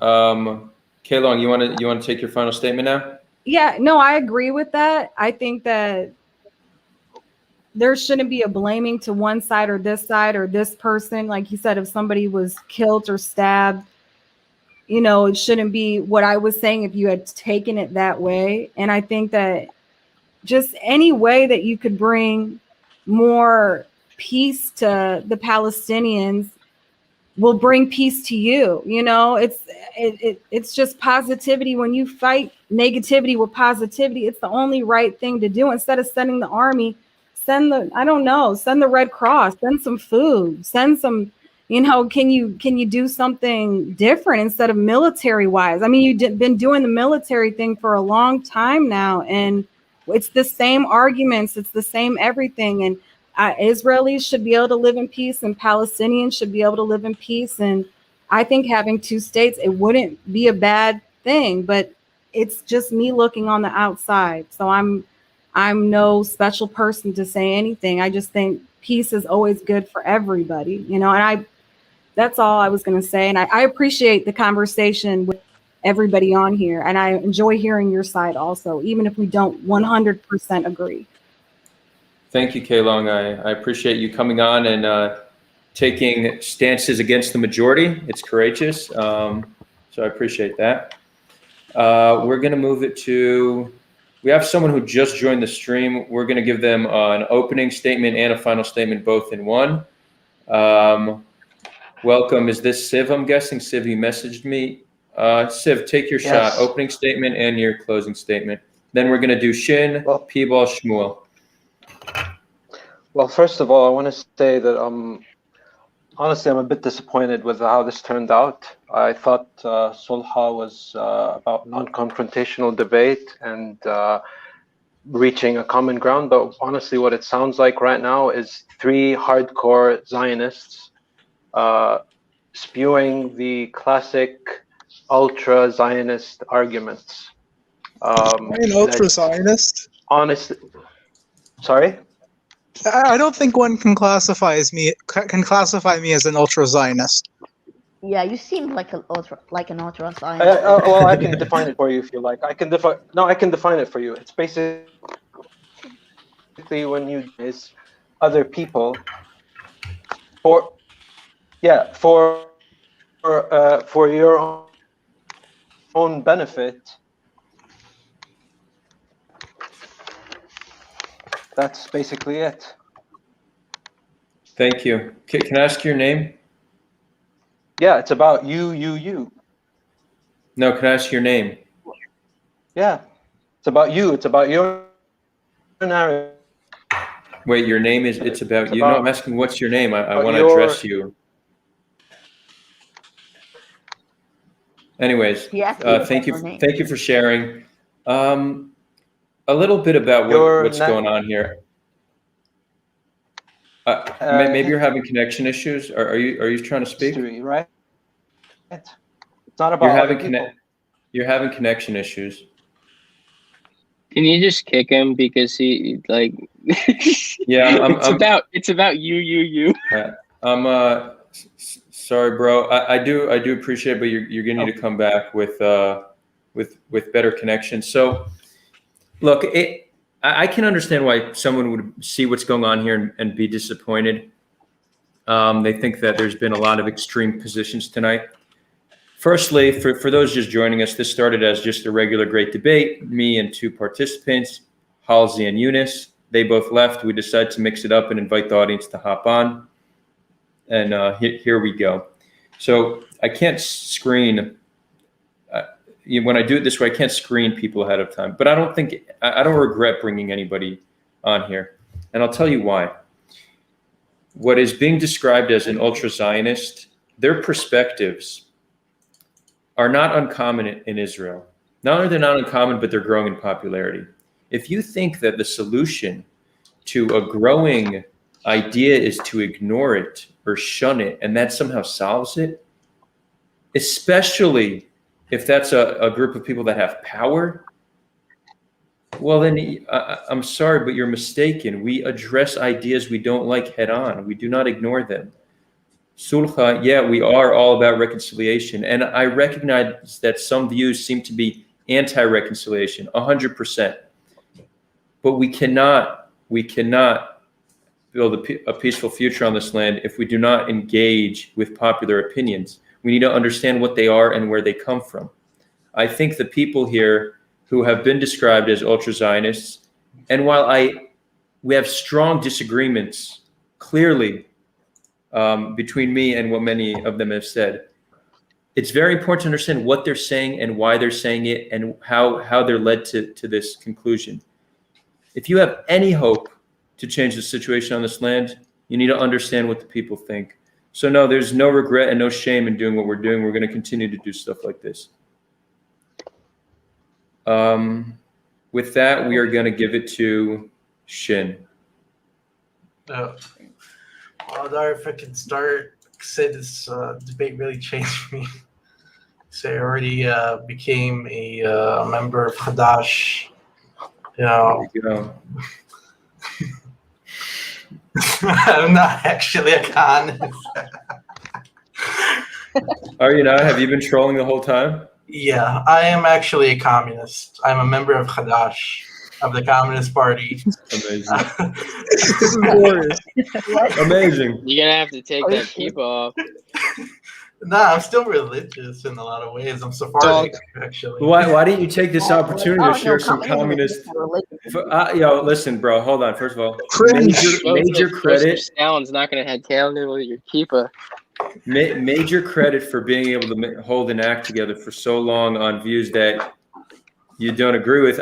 I mean, credit where credit's due. But why not take this platform to spread some Karl Marx?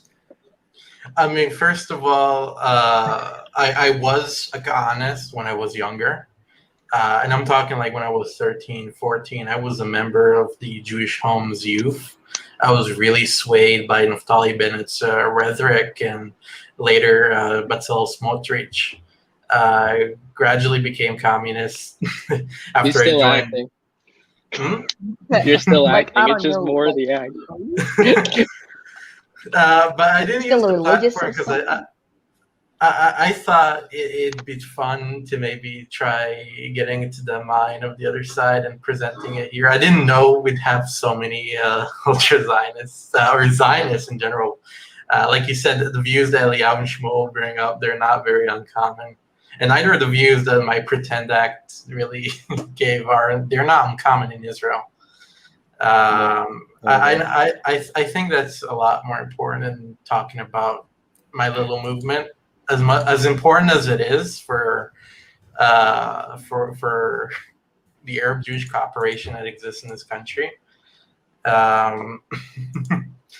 But yeah, I don't know. Except for this reveal, I have to say that I had a lot of disagreements in general with Younes. That were genuine disagreements from things he said, and maybe genuine disagreements with other things people have said here. And if anyone's wondering for my real views, I'm on Discord, and I'd love to be invited again if that's a thing. Yeah, sure. Grade A trolling. Grade A trolling, but also I want to say I'm not an ultra-Zionist. I believe in a two-state solution, and I want full equal political rights. I never said anything other than that. Well, not you, but Shmuel. and second of all, I'm not just like a member of Hadash. I'm also a national delegate in the National Council, and I used to be on the executive boards of several chapters. Just so that sort of a thing can be cemented. We're already seeing the anti-communist comments in the the people who loved you a few minutes ago now hate you. Better read than dead. Which is it? Look, I'm gonna let the person who had connection issues back on the stream real quick to give some thoughts. We'll call you One because that's what it says. One, what's up? Opening and final thoughts all in one. Try to not make it super inflammatory. That's exactly it. Like, so I got the last bit of what you said. You said that these are people whose views are not very uncommon, and right, like we need to come to terms with it. But it seems that whenever you hear a view from the Palestinian side that is kind of inflammatory, there's immediately this backlash. Wait, so real quick, the reason I said try to not make it inflammatory is just because I'm trying to wrap it up and I don't want a debate to continue to rage. And no, I object to what you're saying. We platform Palestinians that want a one binational state, which will eventually be the end of Israel. No, whatever. that's not. Continue. No, I'll respond at the end. Go ahead. Look. That's not what I'm talking about. Like for instance, this constant allegation that Palestinians want to destroy us, the Hamas charter, all this kind of stuff is exactly the narrative. Which, as you said earlier, it's if you're uncomfortable hearing this narrative, it's coming as a reaction to the Palestinian. You have it the other way around. It's the Palestinian narrative is the reaction to the Israeli colonialist Zionist narrative of this is our land, and if you don't like it, leave. Like, what kind of logic is that?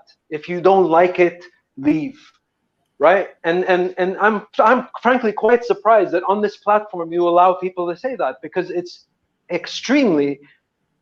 racist. It's a kind of ethnic cleansing through expulsion, and it shouldn't have. Imagine white supremacists in the United States saying, black people, if you don't like it, leave. Would anyone tolerate that? But for some reason, all this, in this world of being politically correct today, right? Everyone gets all riled up when it's happening in the US and with women and with the transgenders and all that. But when it comes to Palestinians, we hear this kind of dehumanizing rhetoric all the time. And quite frankly, I'm surprised to be hearing it here on your platform, which purports to be, non-confrontational and about, reaching a common ground and sulha, right? Oh yeah, So, definitely. Yeah. So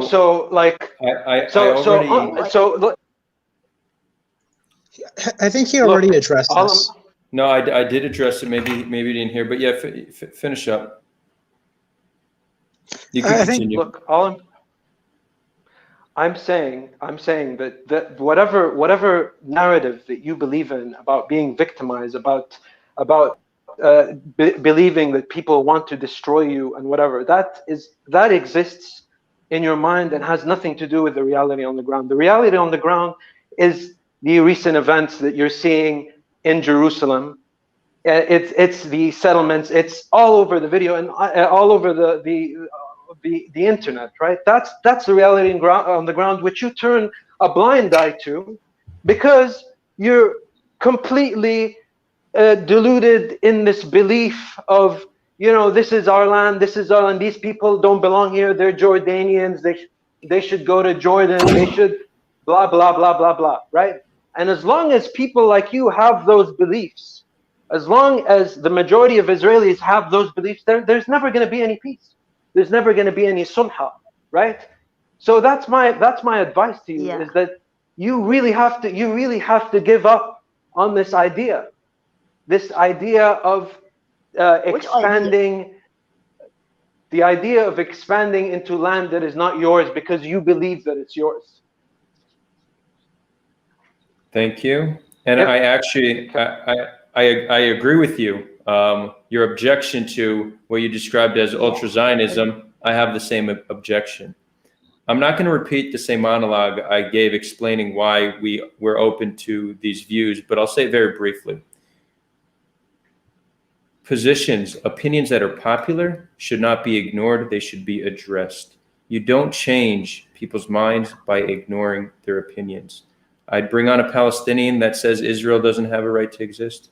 I'd bring on a Jew that says Palestine doesn't have a right to exist. I would bring on a Nazi as well. As a Jew, I'm saying this. I wouldn't give people just a free platform to spew hate without being challenged. Certainly not. That's not what this platform's for. But yes, we will challenge difficult views. It strengthens our ability to be able to challenge views we disagree with. It teaches us about the perspectives, okay? This is an important part of the process. I recognize it makes you uncomfortable, and I can understand why.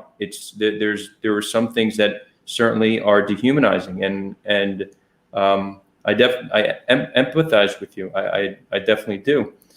We try to not make this the majority of the conversations, but there certainly is a value in holding space to be able to highlight what is a commonly accepted position amongst Israelis. The same way we should highlight the fact that many Palestinians say there is no Israel and we will fight until Israel ceases to exist. That's a position we should continue to highlight on the show because it exists. We need to learn how to address it. We don't ignore difficult positions. I know I said I'm not going to give another monologue, and there we go. I did. Yeah. What can I say? I'm Jewish. It's like it's in my blood. Anyways, we're gonna continue the circle. T-ball, all you. Can I say something quickly though? Because I just want to. I think T-ball should go because I think everyone has a limited schedule. Yeah. Yeah. Yeah, like Adar, I 100% agree with you. Like, this show is not about saying who should it's for all people. And also I have something to say to Shen.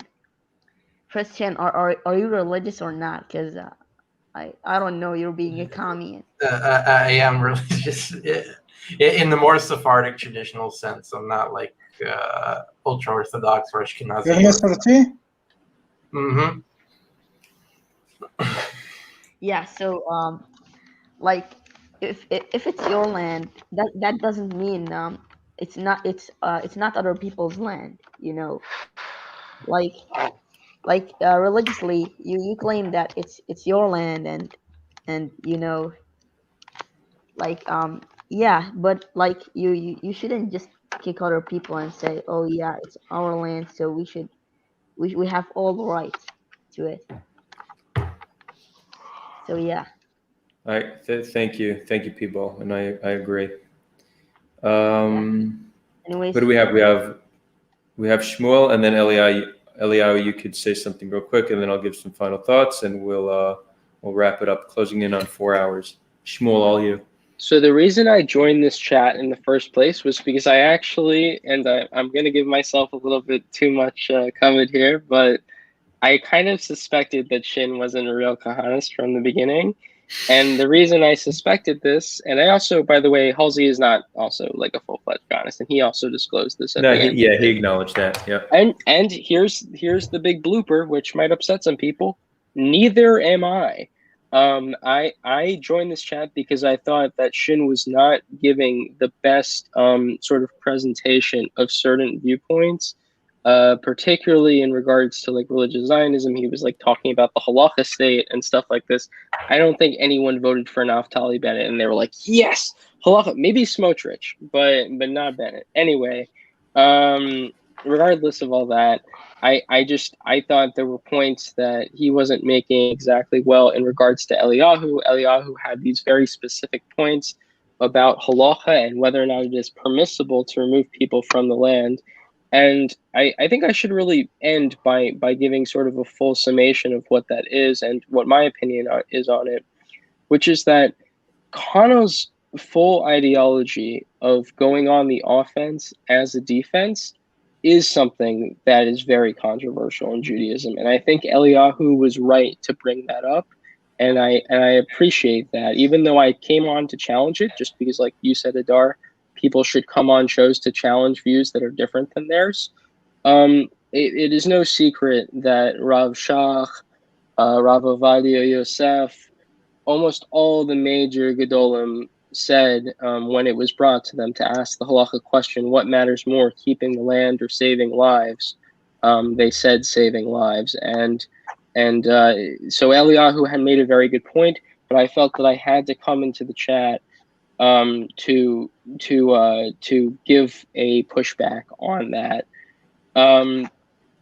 I feel like at this point I could say a few things in retort to the number one and K Long, because I felt there were some unfair things that they said at the end, as well as things that I thought Eliyahu said at the end that were unfair. But I'm not going to do that. I don't think it's a good use of anyone's time. I think we're all trying to wind down here.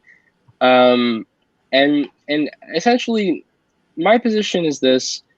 I think that there is a position both morally, exigency-wise, military tactics-wise, from almost all positions that I understand, including within halacha, as was given by Shlomo Goren and these other Rabbanim, that in defense, you can remove people who are about to become a permanent threat to you, whether the line is a threat via democracy or a threat via physical violence is a question. It's a very hard question, and it's, there's a big spectrum on that. And I don't know exactly where I fall on the spectrum either. I personally, actually, I don't even completely reject the two-state solution. So I'm a terrible example of a Kahanist to have on the show. I think even that there could be like small, if the PA right now was declared a state, I wouldn't really have a problem with it, to be honest. That's my personal opinion. If the current territory of the PA was declared as a state in continuation with a road to Jordan and free access and special cards that let them come into Israel, so long as they're not I wouldn't have a problem with them being a state. So I'm not the great Kahanist to have on their show, and maybe I lied a little bit as well. But I was happy that I got to come on here and push back against Eliyahu, because the truth is that the religious Kahanist position, what it's truly derived from today, especially within the real Chach circles, which I know people like that personally.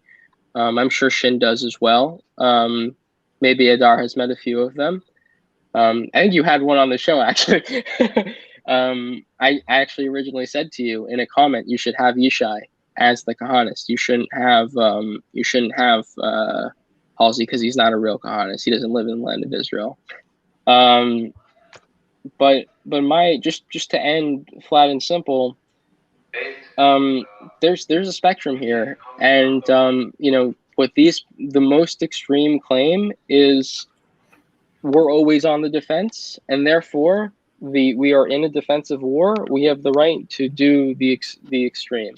I'm not quite there personally, but I feel that I did do a service by explaining some of the reasons people feel that the removal option for maybe even just specific pockets, like the very extreme population cities of Hebron or Jenin or whatever, people have that position, and it's a position that exists, and there are reasons why people feel that way. There are reasons why people feel threatened, that they have within their midst people who feel so radically that there should not be like the Zionist entity or Israel or whatever you want to call it.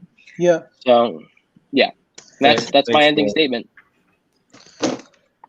Eliyahu, you had your ending statement. If you really want to say something, you have 30 seconds, but it can't be something controversial or inflammatory. All right. It could be something very powerful. I just want to say that I'm not really this ultra-Zionist that you're making me out to be. Okay, like if anyone knows my positions personally, I believe in 2 states. The only edgy position I have is like I think at some level we probably need the Jordan Valley if we're going to make 2 states. But I'm not sure how that would look, and I would of course want Palestinians living in Israel. No, I'm not sure how that would look or whether that necessarily needs to happen. But all I do know is that Palestinians that do end up living in Israel would have full and equal political rights as well as economic rights, and probably would have some sort of subsidy in terms of like education or something like affirmative action or something like that. But I'm not an extreme ultra-nationalist Zionist. That's just not a very good way to represent my viewpoints on this. It's just more that at the end of the day, it's not necessarily even because I'm Jewish that I believe these things, more that I just don't want an ethnic group of more. It's just that I don't want an ethnic group of billions of people to be genocided, and I think it's possible to have like a Jewish state in the Middle East. Thank you. So this is fascinating what happened here tonight. We had Shin come on and pretend to be a Kahanist. Shmuel felt like he wasn't doing a good job, so he came on, decided to pretend to be an even more hardline Kahanist. And then it just became like Kahana Central for like a good 30 minutes. That was fascinating. But it makes sense because we feel the need to represent a position that is important or that's not being represented. I'll share a story. I was involved with an NGO called Minds of Peace. What they do is they host public negotiations between Israelis and Palestinians. The idea is to begin to build a consensus amongst the people living on the land, a bottom-up approach to activism. And the majority of the Israelis that would show up were definitely left-wing Israelis. And for those who are familiar, left-wing Israelis generally aren't huge on like making security claims and talking about security. But when they were in that position negotiating with Palestinians, they took a pretty hard-line security stance because nobody else was there to make it. So I think we actually saw something similar in this dynamic. Interesting sociological. I don't know if that's the right way to describe it, but there's something interesting going on that I'll need to reflect on more to better understand the dynamic and what caused this tonight. Can I ask you to message me afterwards, because I don't know why you laughed at my point. Who what was that? The person that has the username one. Yeah, I did. I did laugh at your point. We're gonna head to the lounge. Whoever still wants to keep going, here's what we're gonna do. We're gonna go to Discord. I'm sending the link. You join Discord on the left hand side. You'll see lounge. Click lounge. You'll be connected. Hold on. Like let's just give the people who are watching us some comments or questions. Yeah.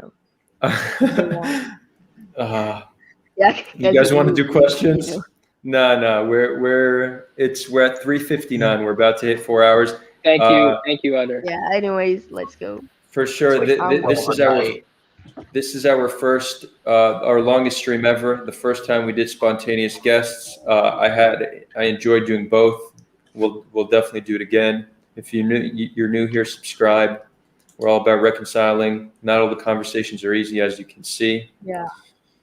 And yeah, signing out from Galilee, Israel. Until next time, friends. Oh, wait, next Thursday, we have a debate between two scholars, you could call them. We have Ken Stern and Derek Pensler. Shout out to Zohar for helping to set this one up. Ken helped write the IRA definition of anti-Semitism. Derek signed the JDA definition of anti-Semitism. Two competing definitions. They're going to have a conversation about it next Thursday, 8 p.m. Until next time.